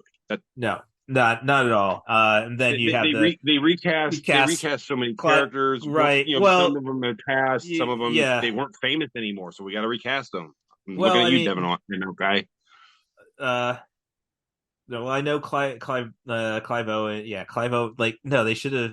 If they really wanted to do it right, they should have had Josh Brolin play the beginning of his story. Dave McGill Instead of using editing tricks and effects to try to make Josh Brolin look like Clive Owen, kind of, yeah, just bring back Clive Owen. Clive Owen, yeah. But Ava Green, yeah, that was the. I mean, they did write the movie after her story, the Dame to Kill For story arc, because I mean, Ava Green, again, pretty much everything I've seen her in is just like, why are you not in more and better stuff? Tim Burton. I'll blame him. Yeah, I mean, like the show Dreadful. The show Penny Dreadful. She is amazing in that. Oh, and I can't say I've seen her do bad. I love this movie called Franklin, which really kind of weird, bizarre movie. Where Ryan Phillippe is basically PTSD'd out of his mind, creates an entire world, and you have other people in it. I mean, but yeah, it's Ava Green in that movie plays a character who's trying to make suicide art essentially to deal with her daddy issues. It's really crazy. Definitely worth a watch. So, yeah, I mean, Sin City is just a movie that has to be seen. Yes. I really wish I could we could really elaborate on it more, but Yeah, like I said, there's so many characters and so many stories. Like we're not going to touch on them in just this brief amount of time. right.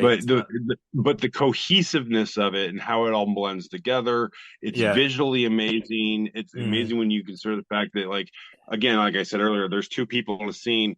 This guy shot his stuff in June, and this guy shot it in October. Oh yeah, You know, funny. Oh, we got the Josh Hartnett connection. yes, Back Josh Hartnett to once again. it's Marty Shelton once again, the doctor from she plays the woman in red in the opening scene of this movie. Yeah, it's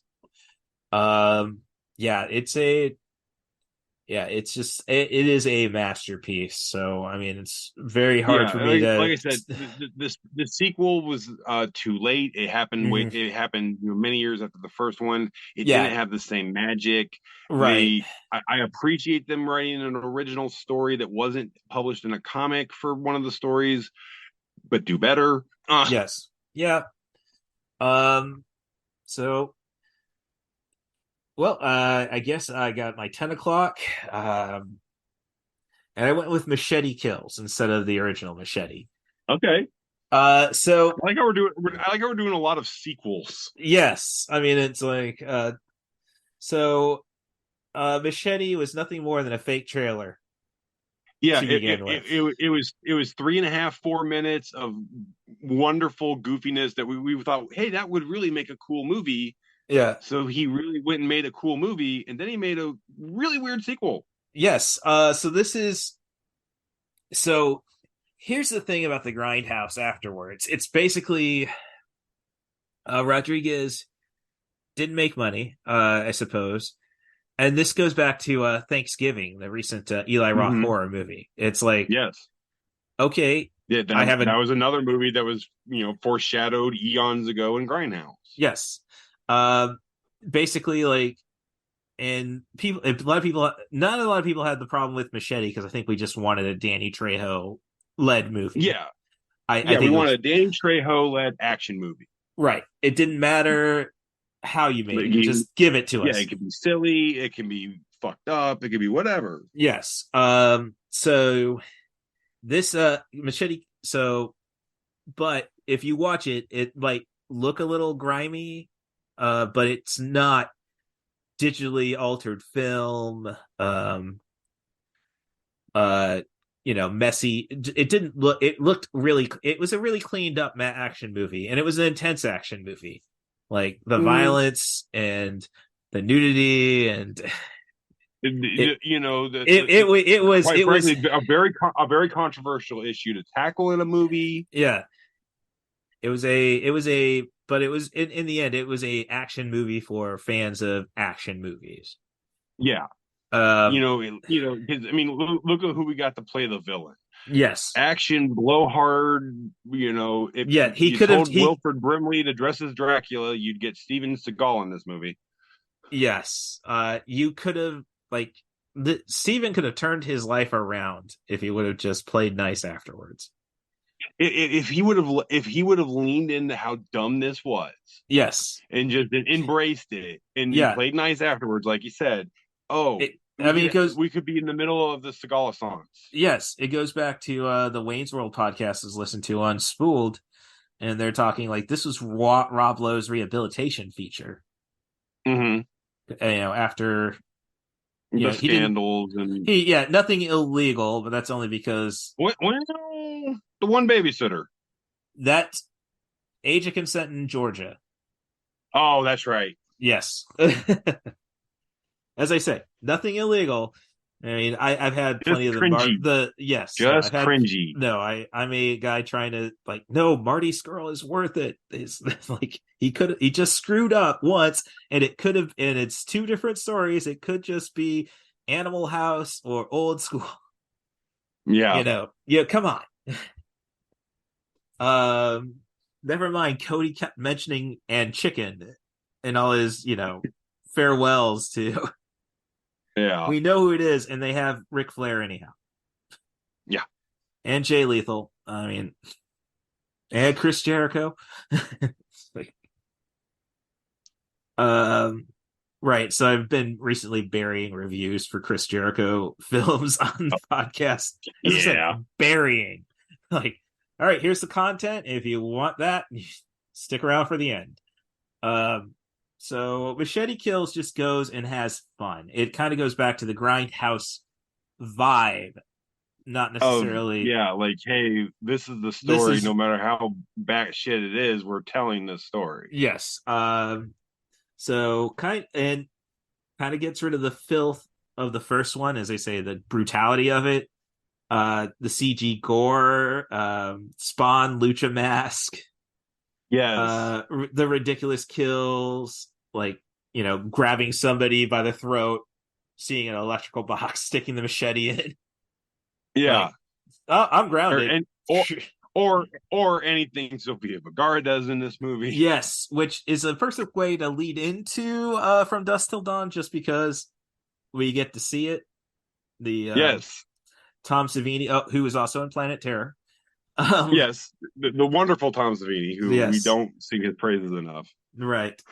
Honestly, and when we talk about James Bond, this is like Rodriguez's James Bond movie. Oh yeah, just like you said, done through the wonderful baddie lens that Robert Rodriguez likes to show his worldviews. Yes, which is a real libertarian worldview when you start to look at it. Like President Rathcock, portrayed by Carlos Estevez, officially. Yes.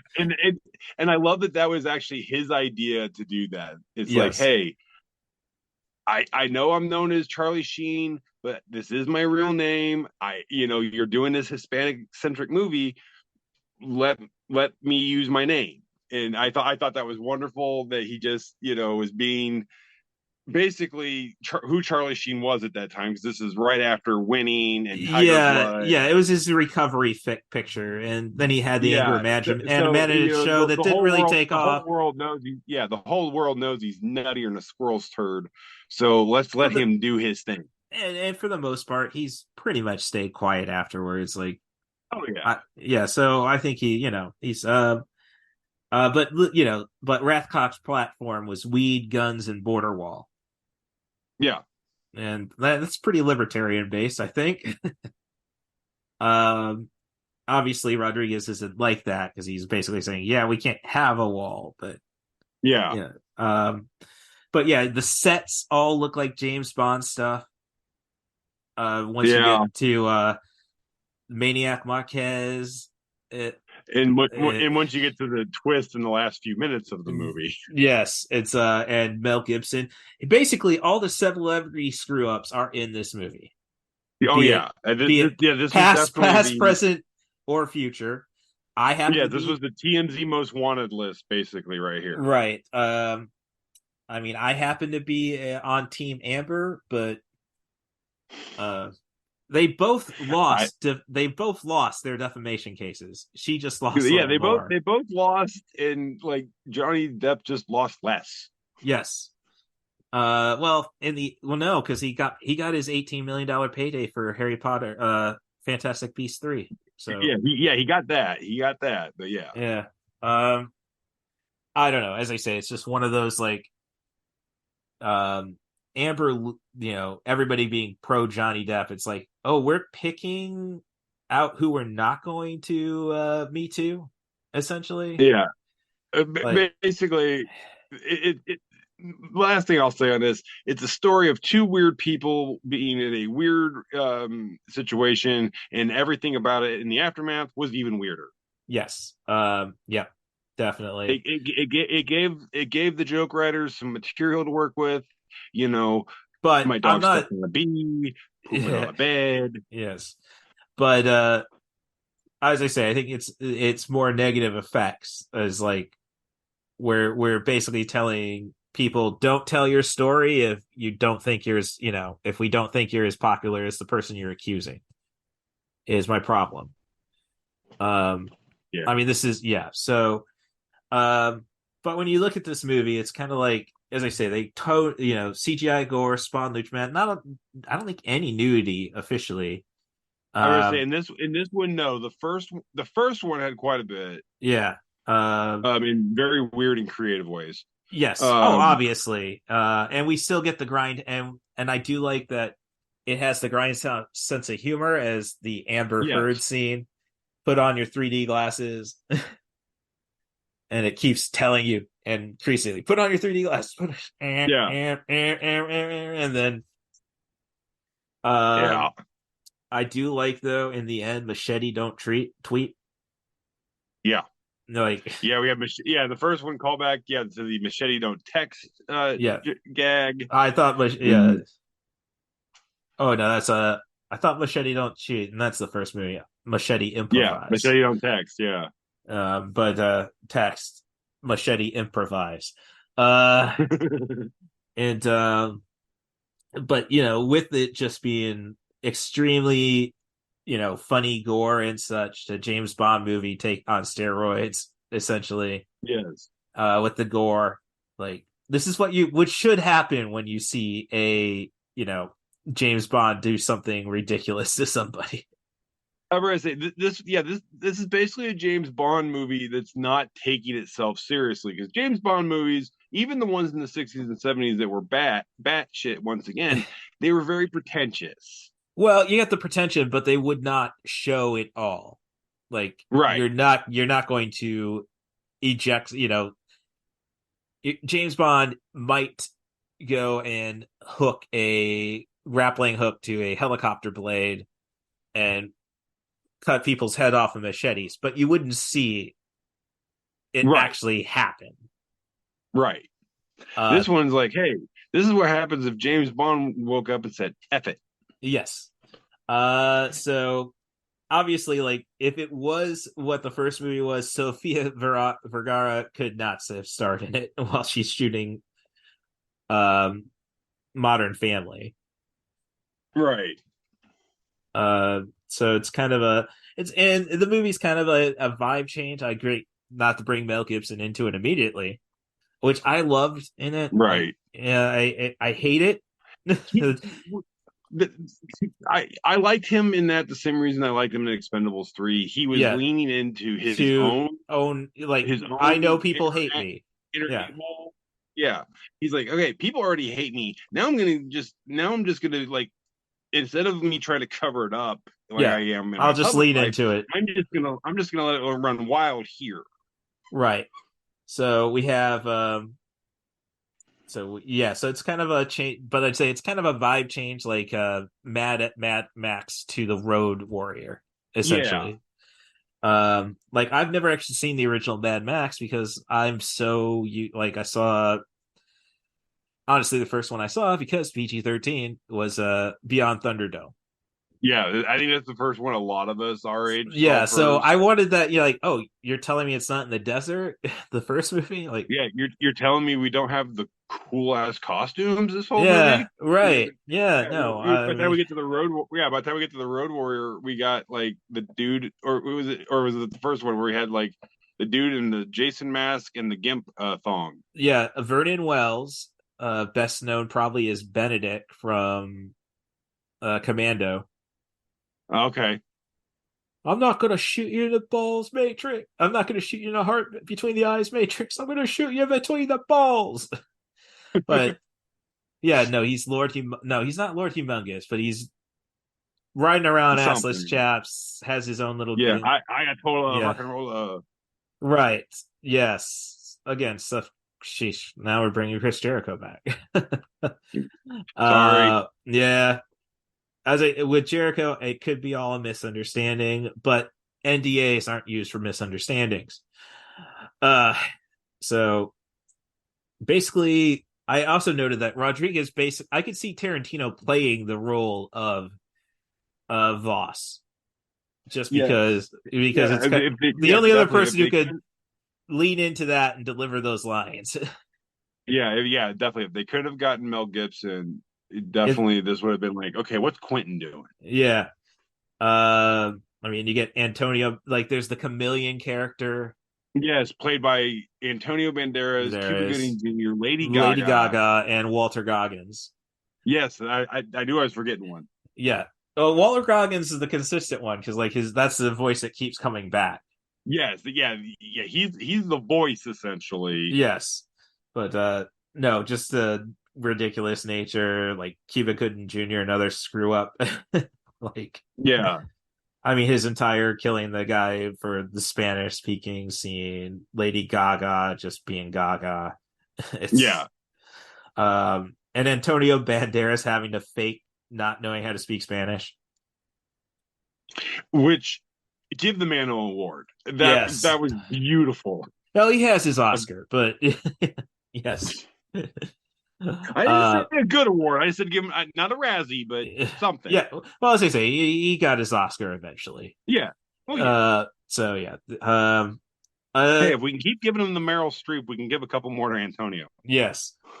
But really, like all the bullets though, it's and a lot of the decapitation, it's all CG. You can tell. Yeah. Which Rodriguez started doing that, going again all the way back to Once Upon a Time in Mexico. It's like, hey, we could do the squibbing and we could do the practical gun effects, or I can just put all this crap in later and what the bullet hits here, we don't have to do any explosions here. Oh, this guy's gonna get shot 37 times because we don't have to squib it. So Alec Baldwin, consult with Robert before you hire an armor. I guess is the lesson there. We don't need blanks. Yes, no, we don't. Rubber guns. We Except just use rubber guns in a computer. Except the problem is Robert Rodriguez, I think, is the only guy to successfully do it. With the exception of a lot of the stuff that they used in the action war sequences of Attack of the Clones and Revenge of the Sith, a lot of that was taken off Rodriguez's. He's worked closely with the Skywalker people, and they've kind of took some of his tricks in that aspect. But I'm saying that's still laser play, right? Yeah, exactly. They haven't used it to practical firearms effects in mainstream movies the way it should have, going back again on 20 years now. Yeah, right. All right. So, but I do have to bring up this William Sadler. The Die Hard 2. Yes. Yes. If he's like, he was just my favorite Grim Reaper, by the way. My favorite Grim Reaper. Yes. Oh, geez. That's saying something when you have Sir Ian McKellen. Sir Ian McKellen as a wonderful little cameo appearance, supporting role as the Grim Reaper. And the Last Action Hero, never mind, Ingmar Bergman. It's like, but I love how he took it serious but comedic at the same time. Yes, his portrayal as the Grim Reaper. Right. So he is basically the border cop. Okay. Great scene where he's like, oh, taco, gonna have ourselves a hog halt. And then Machete kicks it. They pull the stool out of Machete in the noose, and Machete's just like again, like he's just got a thick neck.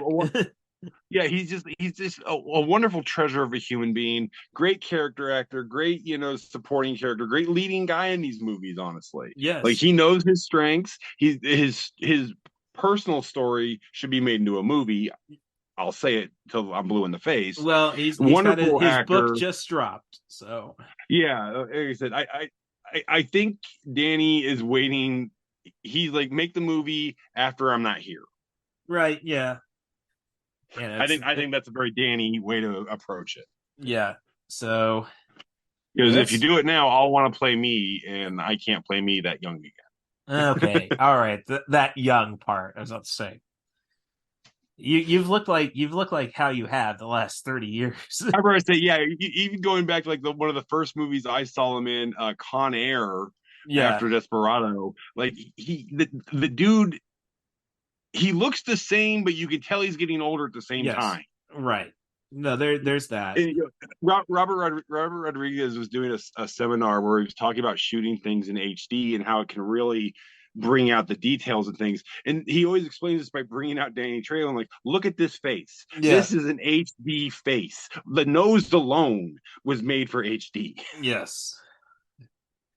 All right. So, but when it comes back to William Sadler, I just like to say, like, he just peaked a little too early, because I think it's basically like he should have the Michael Rooker renaissance. Yeah, I mean, again, he goes back to movies we've talked about, movies we probably should talk about. He played Demon Knight like he was playing, Royal Shakespearean Theater. Yeah. So, I mean, this is a guy who, like, look, I might be, he is the epitome of I'm gonna make chicken salad out of chicken shit. Yeah. VFW, have you seen that one? I have not, but I've heard of it. Yes. Oh yeah. It's like Expendables with guys actually being badasses. Okay. Yeah, it's Frank Williamson, who we'll be talking about shortly. Okay. Stephen Glenn, I think it is, the guy who's from the he was the bad guy in Avatar, I think it was. Yeah. And William Sadler, Martin Cove, George Wendt, not so much, but David Patrick Kelly versus any movie with George Wendt is an automatic win from your friend the Couchman. Yes. David Patrick Kelly, yes, he's great in the Warriors, but come on, he's Sully from Commando again. Yeah. Oh yeah. Remember, just how he goes. I like you, Sully. That's why I'm going to kill you last. We gotta do an episode one of these days just on the dialogue of that movie. Yes, no, I could do another Commando episode. I did that. That was the first one. Well, it didn't like the quality of the like something fell out, so it's not a complete episode. So yeah, Commando could be revisited. Right. So yeah, I guess there's nothing more. It's midnight. You know what that means. If you're at the Squatchy Cinema House, refill your drink, get you a sandwich off the barbecue, pass anything you would like to pass to the left, not to the right, and let's begin. Yep. So at 147 minutes, it was Machete Kills, which was 142 minutes, which is like, crap. Oh wow. That's why I had to. Well, okay. Technical runtime is 147, but this is. I forget that Machete Kills comes in over 2 hours. No, it doesn't. 147. No, not 147. Sorry, 107 minutes. 1 hour. Okay. 1 hour 47 minutes. I was saying, I don't remember it being. No. But that's a credit to Sin City. It definitely doesn't feel like a 2 hour 4 minute movie. Right. Yeah. So. Yeah, that's but that's 2010 time 2013 time. Yes. And this goes back to our original Ghostbusters podcast, which will be released shortly once Frozen Empire gets close to the Frozen Empire. Believe me, I had no apprehensions about the last sequel, Aftermath. Yeah. I'm also one of the people that makes no apologies for it. I like the movie. I see some of its flaws. Yeah. This one, I'm nervous. I'm not gonna lie. I'm like, okay, well, is this gonna work? Is this like we've all the movies had their gimmick. The first one, they said, hey, giant marshmallow guy. Second one, purple slime. Third one, nostalgia. This one, the gimmick is, okay, we're going to do some weird ice stuff. Right. Well, it's going to be the first, so Ghostbusters is just the Saturday Night Live guys writing an excuse to be together. Yeah. Ghostbusters 2, cash grab. Yeah. Ghostbusters Afterlife, legacy sequel, but it makes makes a great sequel. Makes a great decision by making and also and Goonies, it's basically a Goonies attempt in a sense because you're focusing on the kids, and also, Stranger Things, and also to the people that did not like the all-female Ghostbusters. Right. This was them basically saying like, okay, you win. Here's what you wanted. But what I'm saying is it's a far more serious movie than the first two Ghostbusters. Oh, absolutely. Yeah, And This so one this is really crunched the drama and the emotions. And this one is going to be, I don't know how you can really do too much comedy with it. So that's going to be an interesting thing to see. That's because I mean they still had a decent amount of comedy. I think that's why you cast Paul Rudd. Just do Paul Rudd. And we got you got Paul Rudd, you got Patton in it, Patton Oswalt. Mm-hmm. So I think there's definitely a lot of potential. As long as they bring, I apologize for not knowing the actor's name, but the kid who played the character Podcast to me was the MVP of that movie. They basically found a clone of Dan Aykroyd and say, here. They showed him every Dan Aykroyd movie, and they're like, okay, do that. Yes. Yeah. No, so he was a 3 foot tall Dan Aykroyd. Right.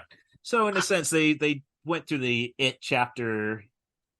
Well, I mean, It chapter 2, I wasn't a fan of. I didn't like it as much as I liked it, as much as I liked chapter 1. But the point is, they made sure the actors who were going to play the kid, grown up kids. They found the right actors to play these kids. Right. My biggest problem with it is that you tell the same story twice. How did Stephen King get away with that in one book? Yeah, that's the odd part. Right. It's like, okay, we're going to tell the story, and then we're going to like have these kids come back as traumatized adults and tell it again. Yes. Yeah. So that's I just didn't get it. But so yeah, I think there's a lot of potential. It could bomb. It could be. I mean, well, I know because I know a lot of people did not care for Aftermath. I've had this conversation with many folks. It was kind of a dare I say it's kind of a Last Jedi type argument. It's very Star Warsian, yes, very Star Warsian like, as far as the how debates are you going? Like, if you want to advance this story, how are you going to do it? Ghostbusters 2 didn't even try to do that. They tried to recapture everything. No, it's got to evolve at some point. The only problem with Last Jedi, when I left Last Jedi, it was basically like you can't conclude this in one movie. Yeah, and let's face it, guys. You can't get what you want. You can't get straight Ghostbusters sequels at this point because one of them's already passed. Yeah, the other 3 could go at any time. I mean, Ernie Hudson is in his 80. Yeah, he's almost 80. Yeah, it's And Dan Aykroyd, I swear he ages like he does dog years. Every 1 year to us, like 7 years to Bill Murray. Oh yeah, that's why Bill Murray. Well, if Bill Murray would calm down. Yeah, I mean Dan Aykroyd. In what you need him to do now, again, he's the exposition character. He's the guy that sits at the bookstore at the bookshelf, and he's the one telling you stuff. He can do that all day long. That's great for him. You don't, but you want to see Bill Murray still doing the Bill Murray shtick circa 85. Right. Ernie Hudson ain't going to be able to lug around that proton pack much longer. Again, no offense, but he's almost 80. Yes. Yeah, still looks the best amongst the 3. Yeah, well, but, I mean, any black don't crack jokes, and all that. Black don't crack. Yeah. And you know what? I used to think like, okay, what's that mean? And I'm like, oh no, I get it. Like, look at James Earl Jones is on the south side of 100, could pass for 70. Yeah. It's sometimes people just grow into the age they're forever going to be. Wilford Brimley, Oh yeah. 46, he's 46. Yeah. He looked like your retired grandpa in Boca. Yeah. So it's talking about this cast for this movie that transition. George Clooney still looks pretty solid. Tarantino always looked like Tarantino. Yeah. Harvey Keitel's pretty much was Harvey. Yeah. Yeah, I mean, yeah, he's just Harvey Keitel. Now Juliette Lewis doesn't like. Juliette Lewis again. This is right. This was her right after Natural Born Killers, so she still had that. She still had wholesome with a touch of crazy is always how I've described Juliette Lewis. Yes. Oh, and national treasure over that. Oh yeah, yeah. So yeah, so that's so this is From Dusk Till Dawn, 1996. The Quentin Tarantino, Robert Rodriguez. So I think they probably both worked on the script. Probably a Tarantino idea. Yeah. Rodriguez, throws his bit in, and It was a Tarantino idea that once finally he wrote it around the same time he was writing and getting ready to film Reservoir Dogs. It wasn't until after Pulp Fiction came out that the studios were like, "Oh, let's throw some money at this." Right. Yeah. Oh, this guy is gonna give us hit after hit, and like, And yeah, he you said, don't. "Fine, but I don't want to." He's like, "Fine, I don't want to direct it though. Yeah. Let's bring in my buddy Robert." Right. So, and basically, it's two bank robbers on the run, the Gecko brothers. Like, and Robbers, murderers, all around, just not nice people. well, I mean, George Clooney sums up his character the best with the last line he says in the movie: "I'm an asshole, but I'm not an effing asshole." Right. Yeah. Clooney will kill if he's got to kill. Yeah. He makes no apologies for what he is. Yeah. He doesn't want others to become him, Mm. which again kind of harks to the final scene in the movie, which we'll get to. Yes. But at the same time, he's at peace with what he is. Yeah. But he doesn't. It's not for everybody. Right. His little brother Seth, he's a psychotic. Yeah. So they. So it's they rob. He gets. They're in a convenience store. Well, I'm saying their story is they're on the run after robbing a bank robbery, killing three people, and they also, kidnapping. Also, they Richie, had to break. Richie. Richie. Sorry, broke Seth out of jail. Yeah, they hit a bank, and now they're trying to make it to Mexico. Seth's trying to teach Richie how things are done. Like, you shoot 30%. Yeah, we don't have a choice.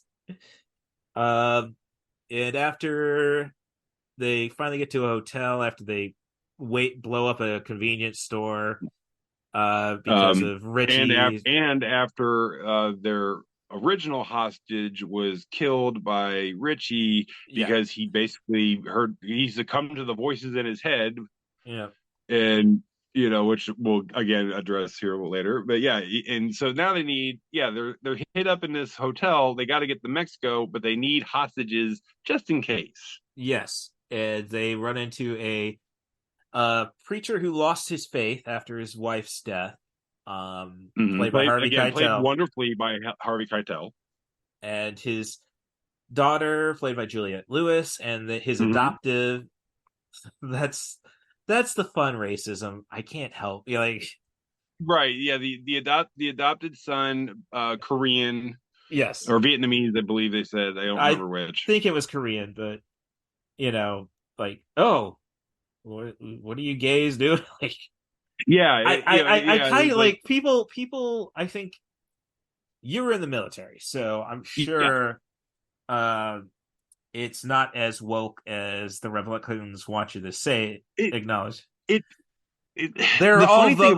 funny thing about the military is we are woke and not woke at the same time. It's like, look, me and my best friend, who is not going to look like me, we're going to say racist, horrible things to each other on a daily basis. Yes, that's how we show affection. Oh no, that's the yeah, right. Yeah, I say and like if you hear somebody else say that stuff outside of post, oh no, see now we're all going to whoop your butt. Yeah, okay. Because no, wrestling business, similar thing. Yes.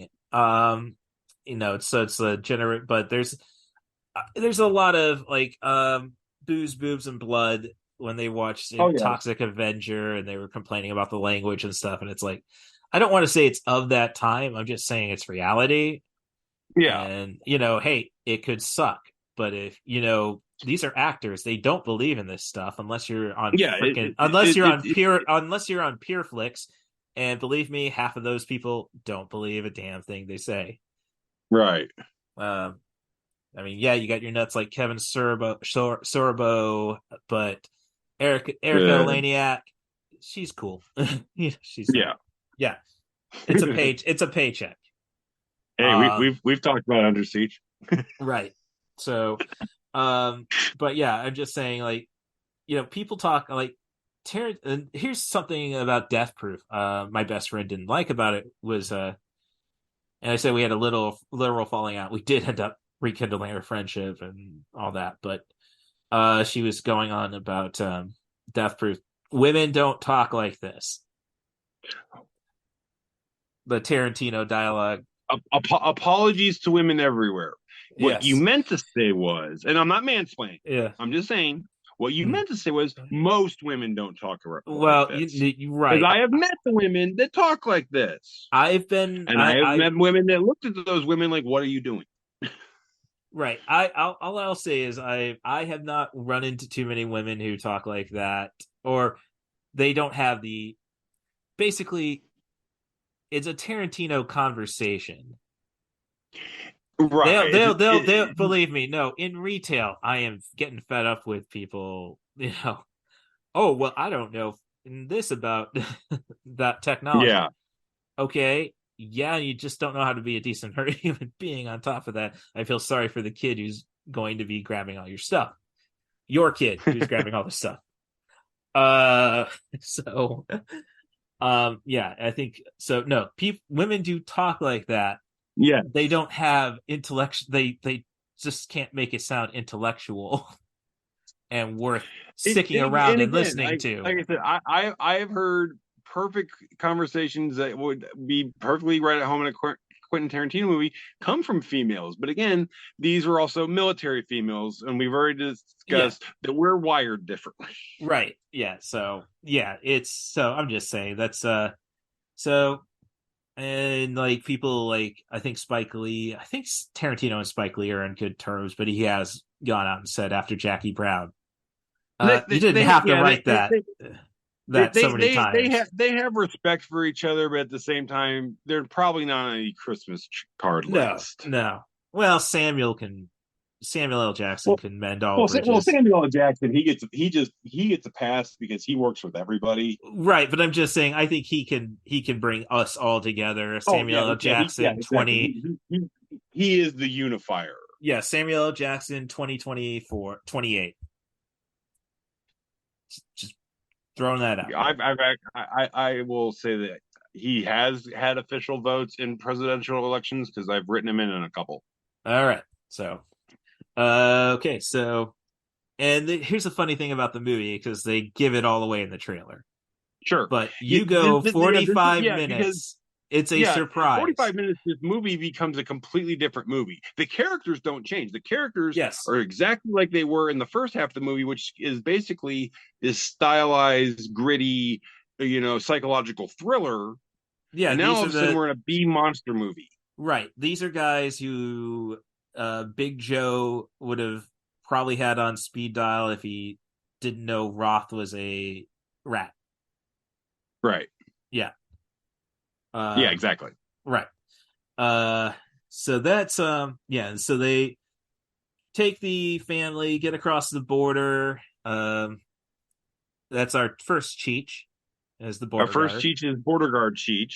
Yes. Great scene where Tarantino's just bitching about, look at everything I've done. Bitching, just be quiet. I'm not crazy. Blah, blah, blah. And then Clooney back elbows him. He passes out in the shower, and they use Juliette Lewis pretending to urinate as a distraction to keep Cheech from coming in the bathroom. Right.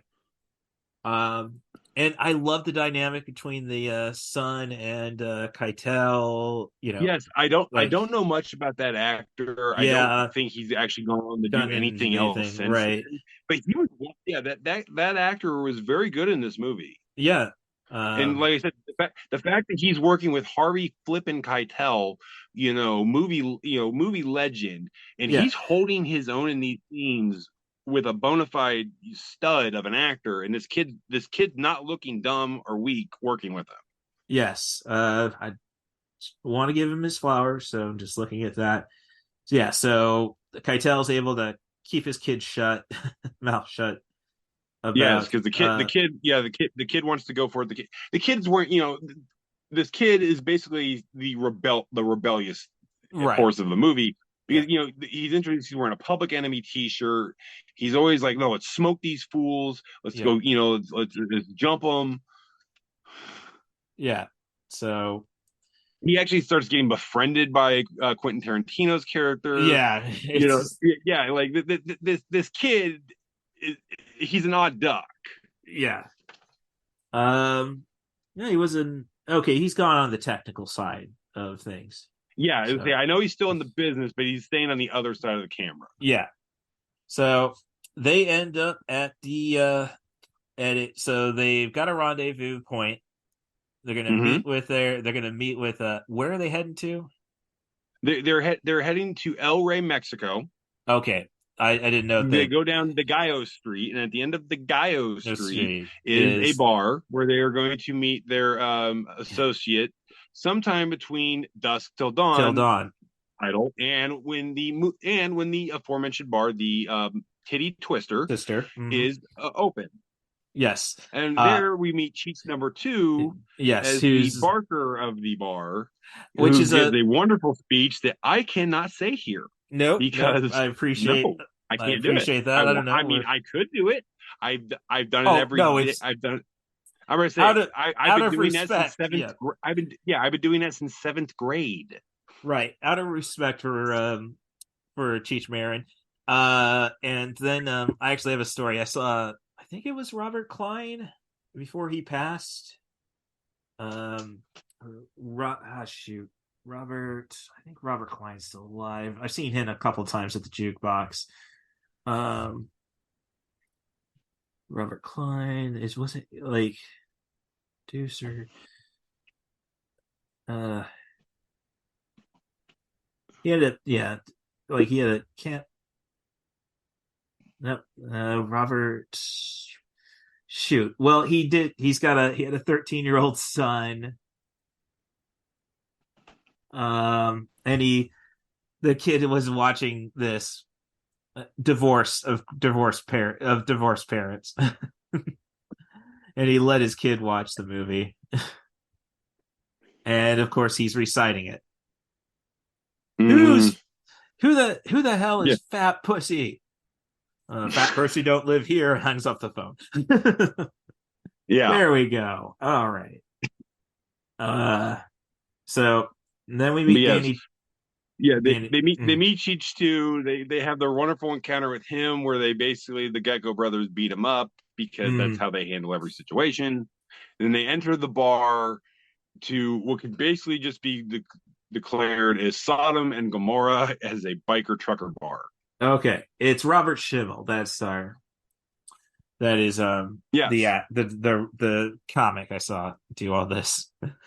Yeah, so basically they're just trying to settle in for the night. They're Seth have still wants wait on their buddy to show up and beat up Danny Trejo at some point. Yeah, because he's the bartender that was giving him lip, and Harvey Keitel saves the day, and Keitel basically tells him, this wonderful, I'm a trucker, and then he has this wonderful speech with George Clooney. It's like, dude, you've won. Quit, get over yourself, chill the f out, have a drink, and the entire U.S. law enforcement couldn't catch you, and you're gonna let this bartender win. Yeah. And so, chill. Everything is going well. Having their drinks. Yeah. Cheech is that's afterwards, but we'll get back to Cheech. But we meet the queen of the damned, essentially. Yes. I cannot say her name. Sanctimonia Pandemonium or something like that. That's going to be we're just going to call it that. Selma Hayek. Selma Hayek, a snake, a feather headdress, and not much else. Yes. This is how dancers should act at a strip club, my opinion. Well, because perform. The dance wasn't choreographed. They played the music on set, and Robert Rodriguez just said, dance. Like, Yeah. listen to the music. What would you do? And Right. she told Salma Hayek was a little conscious of the lack of wardrobe, so she tells George Clooney, who's sitting behind her in this scene, "Hey, don't look at my butt." Mm. And of course, George is like, "Of course, Salma, you are my friend. I will not look at your butt." If you look at every shot, that's all George is doing is staring at them cheeks, because that's what that character would be doing, Yeah. staring at them cheeks. Yes. Yep. No, And again, George, you lucky bastard. yeah, yeah. Um all ends with Richie getting to Drink basically whiskey off Tarant Salma Hayek's foot. yes, I this wonder is who wrote where that scene. yeah, this is where Tarantino pretty much full blown goes and Yeah, says, "Yes, I he have gets a to foot." fulfill his own fantasies because Quentin Tarantino, notorious foot fetishist. Right. I can't. I think. I So think we. Uma Thurman is about the beginning of it in yeah, Pulp Fiction, and I'm not saying it's anything really noticeable. I mean, no, I mean he until doesn't. you Yeah, he watch doesn't look until he screams it out in this movie, and then you go back and right. watch Exactly. everything. Like yeah, you get hints of it in other stuff. This one is like saying, oh, he's got a thing for feet because he drinks, I believe, straight tequila off Okay. Salma Hayek's foot. Again, Yeah. I ain't mad at you, Mhm. Quentin, but dude, go Yeah. talk to somebody. Ain't mad at you. Yes. Right. Oh, we get to meet characters like Frost, played by Fred the Hammer Williamson. Yes, the Hammer. Well, we get to meet Sex Machine, played by Tom Savini. VFX legend and also homie to Rodriguez. He's put him in lots of things. Yes. Um, Smith's work, Kevin Smith put him in Zack and Miri. yeah. He's a funny dude. He's a great guy to have on set, and Yeah. plus he's responsible for like one of the coolest kills in cinematic history. He did the throat arrow effect on Kevin Bacon in the original Friday the 13th. Well, the shotgun, It's him hard to getting beat shot. that. Him getting shotgunned in Maniac is like, well, okay, fair. Yeah. Fair. No, you start running down his Nevermind, Dawn of the yeah, Dead. there's not a bad Savini effect. Yes, yeah. So like, and he's if you want your gore to scream, "Hey, I care," get that Savini stamp of approval, baby. And I knew at least in the naughties and teens, he had his own special effects school. Yes. So he was responsible for making the Fiend and Bray Wyatt mask. For WWE. Right. Yeah, but I'm just saying he's got students like yeah. In fact, and this movie was originally not even written. This originally was written by one of his proteges of a special. The name escapes me at the moment. He works with Greg Nicotero. Yeah, he actually came up with the idea for this, so Nicotero and him and their buddies could make the effects. Right. So that's how they got in touch with Tarantino, who's doing rewrites on stuff. Yeah. So that's why we get the nod to Savini. He mentored those guys. They had the idea for the movie. Let's put Savini in it as a wonderful character again named Sex Machine, whose signature he uses a whip, but he also his signature weapon a cock gun, for lack of better terms. Right, which we bring back in. Well, it's originally in Desperado. It shows up in Desperado. It has a brief appearance in Once Upon a Time in Mexico. It shows up. Machete Kills. Machete Kills. Yeah, the penile projectile weapon, it makes multiple appearances in multiple Rodriguez films. Probably the best use of it is in this movie because you actually see someone really using it for once. The first time you see it used successfully. Because I was about to say, Vera for Amigo. Yeah, and then not as cool as the machine gun. No, Brazier, Bustier. Yes. Yeah, just looking through the cast real fast. Kelly Preston cameo as the news. John Saxon is the FBI agent.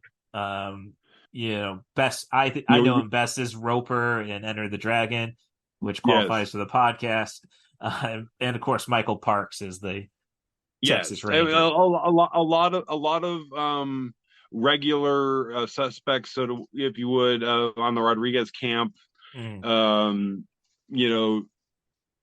one thing I love about these movies is you get to see basically the same actors in a lot of these movies get to play very different characters. Yes. Even with Harvey Keitel, not so much a Rodriguez aficionado, but he'd already done two Tarantino movies. Tarantino movies, yeah. So yeah, he was Tarantino's boy. Right. So And he, of course, he's still got a great relationship with Scorsese. And oh yeah, right now in the Screen Drafts podcast, this is going to be a February episode, so we're going to be past it. But they are doing Scorsese month. Okay. So I think the top 10 that are available, they've already done the bottom 20 of his entire filmography. Okay. Top 10 still available. Okay. Taxi Driver, Mean Streets. Okay, so the ones you expect to be up there, yeah. Raging Bull was number 11. Okay. Departed, maybe 12. It didn't make it. Interesting. So not let Silence. So there's some ones like, are we sure? Like, yeah, okay. Yeah, so that drops, as I say, it'll have dropped by this point. But gotcha. Yeah, lots of controversy, obviously. Because first guy who tried drafting a movie went for The Departed at 30. Yeah, no shit. But okay. The actors, right? Put that aside. So we have the lap dance. We have Quentin Tarantino exposing his kinks to the world, and then the bouncer, the bartender, and Cheech show up, and that's the guys that beat me up.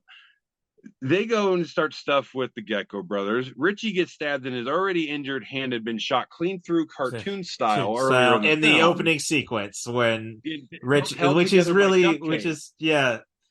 really funny just because of John Hawkes as the bar as the clerk. You just feel for the guy. But so he's stabbed, he's bleeding. They end up shooting the three. They think they killed. Yeah, they think they killed them all. They're shot. They're laying on the ground. They look dead. But all of a sudden, Selma Hayek gets real sexy. Then she gets real scaly. Yes, because she is transformed into a flippin' vampire chick, and she jumps on Richie. Biting him in the neck, killing him. Yes, and then then the bouncer, Cheech, and the bartender sit up. They're vampires. All of a sudden, all the strippers are vampires. The band are freaking vampires. Yeah, it all goes from 0 to what the hell in about 6 seconds. Right, and they have the nerve to eliminate who would have probably should have. There's no villain, essentially. I mean, aside from the vampires, there's no villain. With the exception of Selma Hayek's character maybe being a main villain for a few minutes.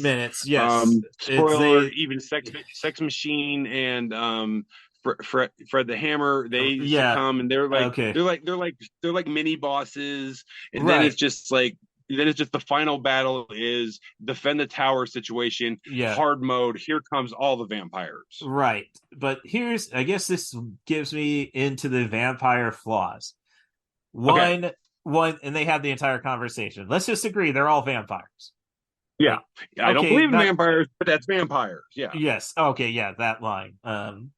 It's most movies just ignore the knowledge of whatever is going to overtake them. Like The Walking Dead, we don't know about zombies in the Walking Dead universe. That's why they're rotters, walkers. Yeah, it's what do we know will hurt the vampires, but not something you saw in a movie. So they're like, will Silver do it? Well, that's what werewolves. Does anybody have Silver? No, then shut up. Yes. The entire Harvey Keitel transformation, yes, in the initial, not the attack bit. I mean, basically, Seth going off. Yeah, his transformation from Preacher Claus's face to guy who knows he's going to die. Essentially, are you? Not even that. That comes out after. Well, yeah, but I was talking the whole arc. The arc. But I'm just saying, it's are you a preacher who lost their faith, or are you a mother loving? Yeah. Instrument of God, servant of God. He goes, I'm a mother. He's humming it because even in this moment when he's already taken when he's already taken down vampires, he's going to take down more vampires. And Later again, right, he's going to face his own mortality here in a mortality, moment. yes, He still can't bring himself just to say fudge. right. And you have the entire bit like, oh, he could go and turn the tap holy water into a into weapon. weapon, which is Yeah. why another reason I got ordained myself. Like I'm an this, atheist, but I'm a piece of crap. But this guy here, he's got the man on his side. yes, in the first Harvey Keitel's like, "Still, you mock me." He's like, "No, yeah. I'm not mocking you. This is what you have. If anyone's going to get us out of this, it's going to be you." No, it was basically these demons definitely came from hell. So if there's a hell, there must be a heaven. Yes. And if there is a heaven. Yeah. So, all right, knowledge of vampires addressed. People immediately turned it into evil guys. Because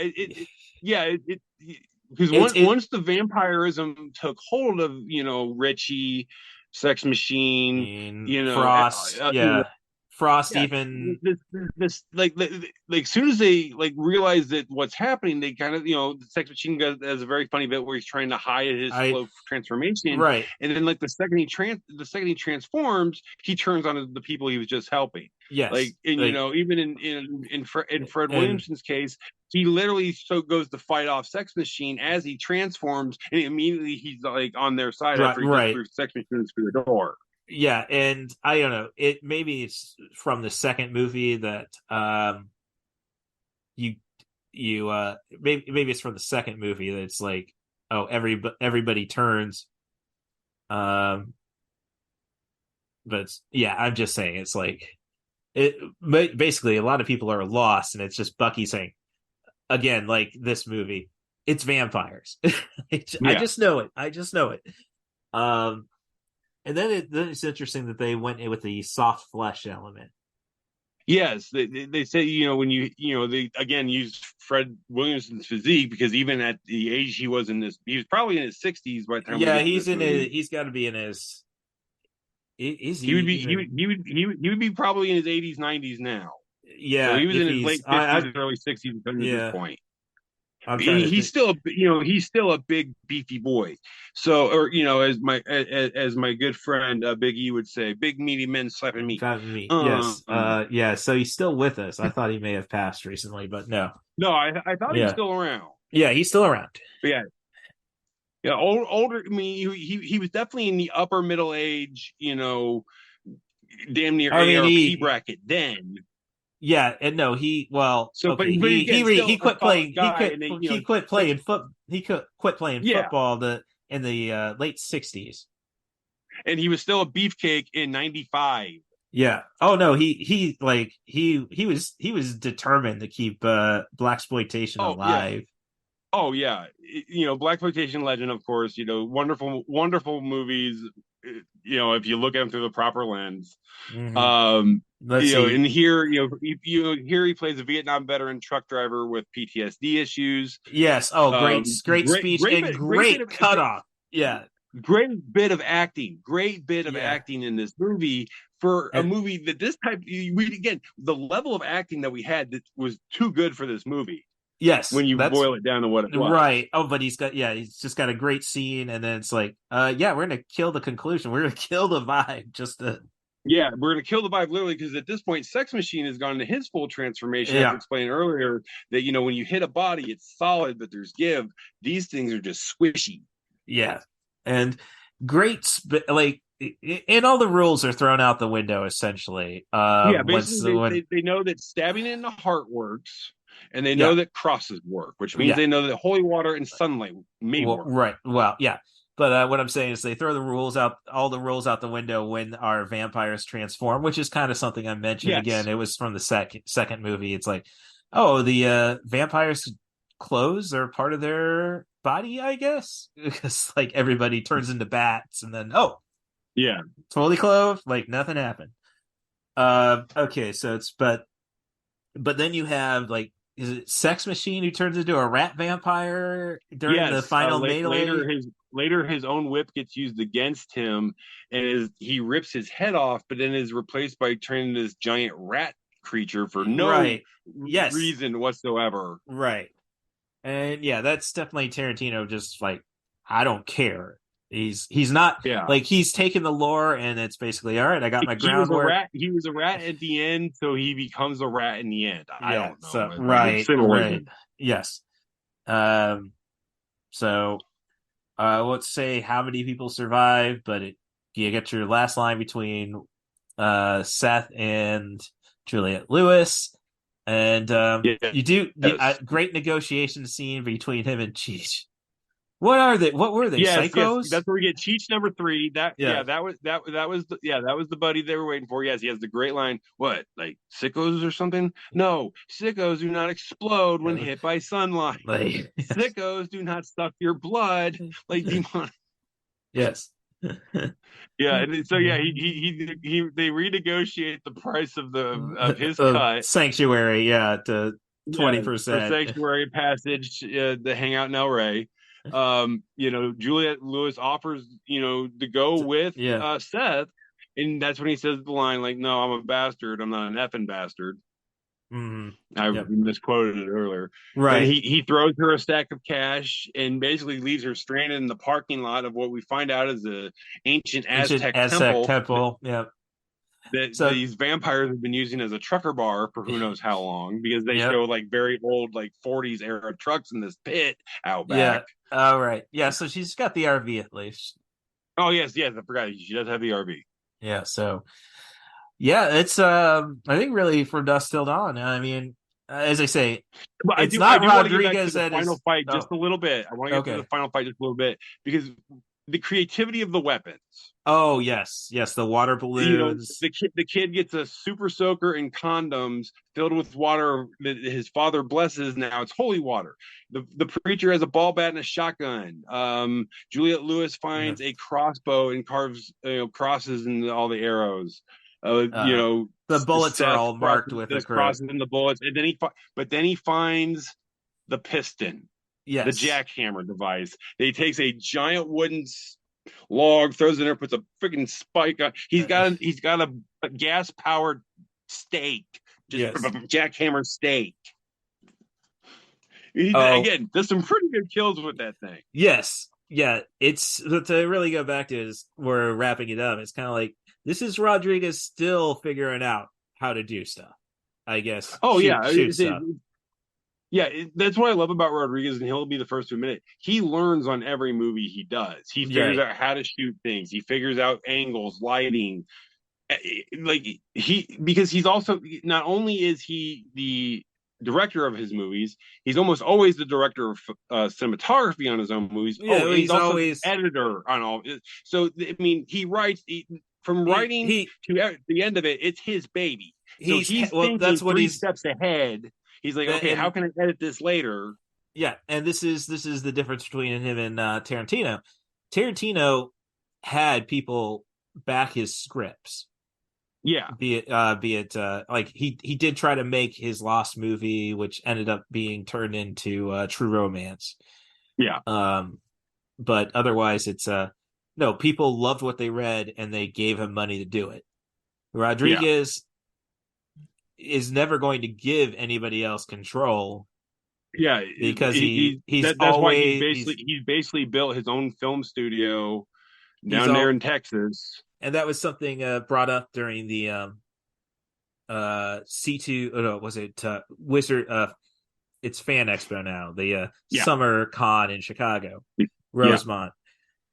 We had to deal with the actors' strike and the writers' strike. So it's basically, if it's a product, somebody is striking. If it's a studio that's being struck against, we can't ask questions. Can't talk about it. Right. Yeah. And then there were phone narcs out there too, like making sure nobody was taking pictures and such. Yeah. I think that's a little extreme, but no, I understand if you're recording it, then right. Pictures should be fine, but how do you tell? How do you tell? Right. Nope. I get that. I'm still shooting from my knees as I'm getting Sam Raimi shots. Like, so I didn't get mine taken away, but I was shooting. But they did bring up the fact that Troublemaker Studios is pro actor and writer. Yeah. So And it was a Danny Trejo. It was a Danny Robert Rodriguez Trejo has always fan. been definitely he's always sided with the talent and the people that work and So support him. So I yeah. mean, they were still trying to stop questions to Danny Trejo, but one, you don't stop Danny Trejo. I was say, Danny Trejo's going to do what Danny Trejo wants to do. Right. So, and again, but I'm not people were bringing up up Danny. You can't do that. I'm not doing that. That's not me. Yeah, but I'm not him. Yes, but people like, oh yeah, but we can ask this. Trying to get the moderator. Like, these guys are cool. Yeah. And I will give Susan Sarandon credit. She didn't give a shag about it. But because again, who's going to say Sam the Susan Sarandon? Right. It was a Rocky Horror reunion between her and oh shoot. Blanking on who played Brad. Yeah, Brian Bosworth. no. I kept wanting to say Brad, but yeah, I can't remember the actor. Rocky Horror. Oh yeah, of course. Susan Sarandon gets second bill. Like, I'm sorry. What about Richard O'Brien? But that was also before Susan Sarandon was Susan Sarandon.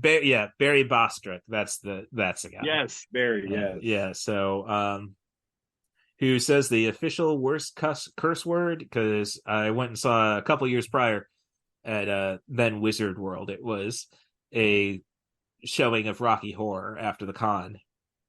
All right, I want you all to shout the most obscene thing you can think of. Donald Trump. So was Bostrix.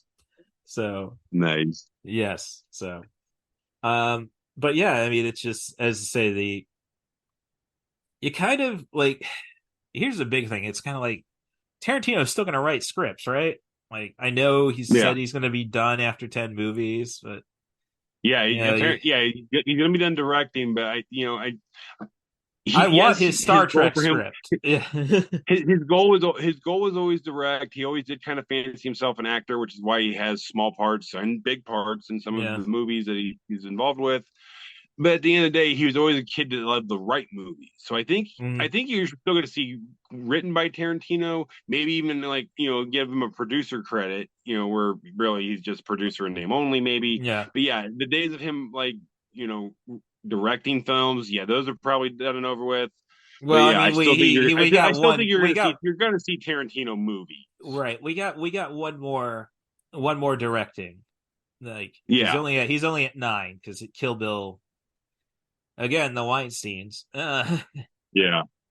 So there's but yeah, I mean, like, you just hear Kill Bill 3. It's like, I know Uma's not happy with him, but no. He did give her credit for the character. Yes. So, but yeah, it's one of those, like, it's basically like you just hope he picks young directors then. Yeah, and nurtures. Well, I mean, look what he did with helping Eli Roth. Right? Yeah, precisely. So, yeah, it's like we know he can do it. Yes. So, it's just really funny though that he's not somebody like. This is an experience with Machete Kill, so I went and put it on because I have a digital copy. I originally bought it physically. And then it's like, goes right to the movie. It's like, whoa, I don't go and resell movies with DVD or Blu-ray extras in this kind of event. And then I'm looking over the Blu-ray for Machete, because that was before iTunes, essentially. And it's like, oh shoot, he didn't do anything on this one either. It's like, it's weird. Yeah, like even like the first release of Sin City was very bare bones. Well, as far as the extras, and that's something. And then like every subsequent re-release was like freaking 3 hours of extra features. Right. Yeah. It's just But going back to Sin City, I would definitely watch the theatrical cut instead of the extended cut. The extended cut doesn't hurt. No, it doesn't hurt it, but it doesn't. It doesn't move as well. I like the decision you made with the original cut. Yeah, everything. So basically, the stories are completely separated in the director's cut. Yeah, yeah, in the director's cut, yeah, it's like, hey, I pick up this book, I read this book, next book. In the Yeah. original movie, the theatrical version, the stories are interchanged, so it's like you're Yeah, constantly they're picking up right. They're comic winding books. into each other. Yes. Yeah, More i.e. Pulp Fiction. Like yeah, we don't know the last story is not the last story. The last story is right. Butch. Yeah, so that's what I'm just recommending there.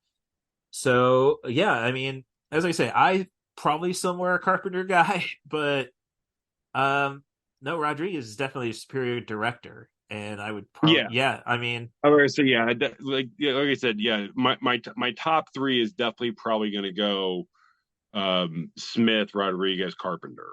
That would yeah, be only because, like, yes, I did watch some of his movies as a kid. I didn't really start to appreciate him until a little bit.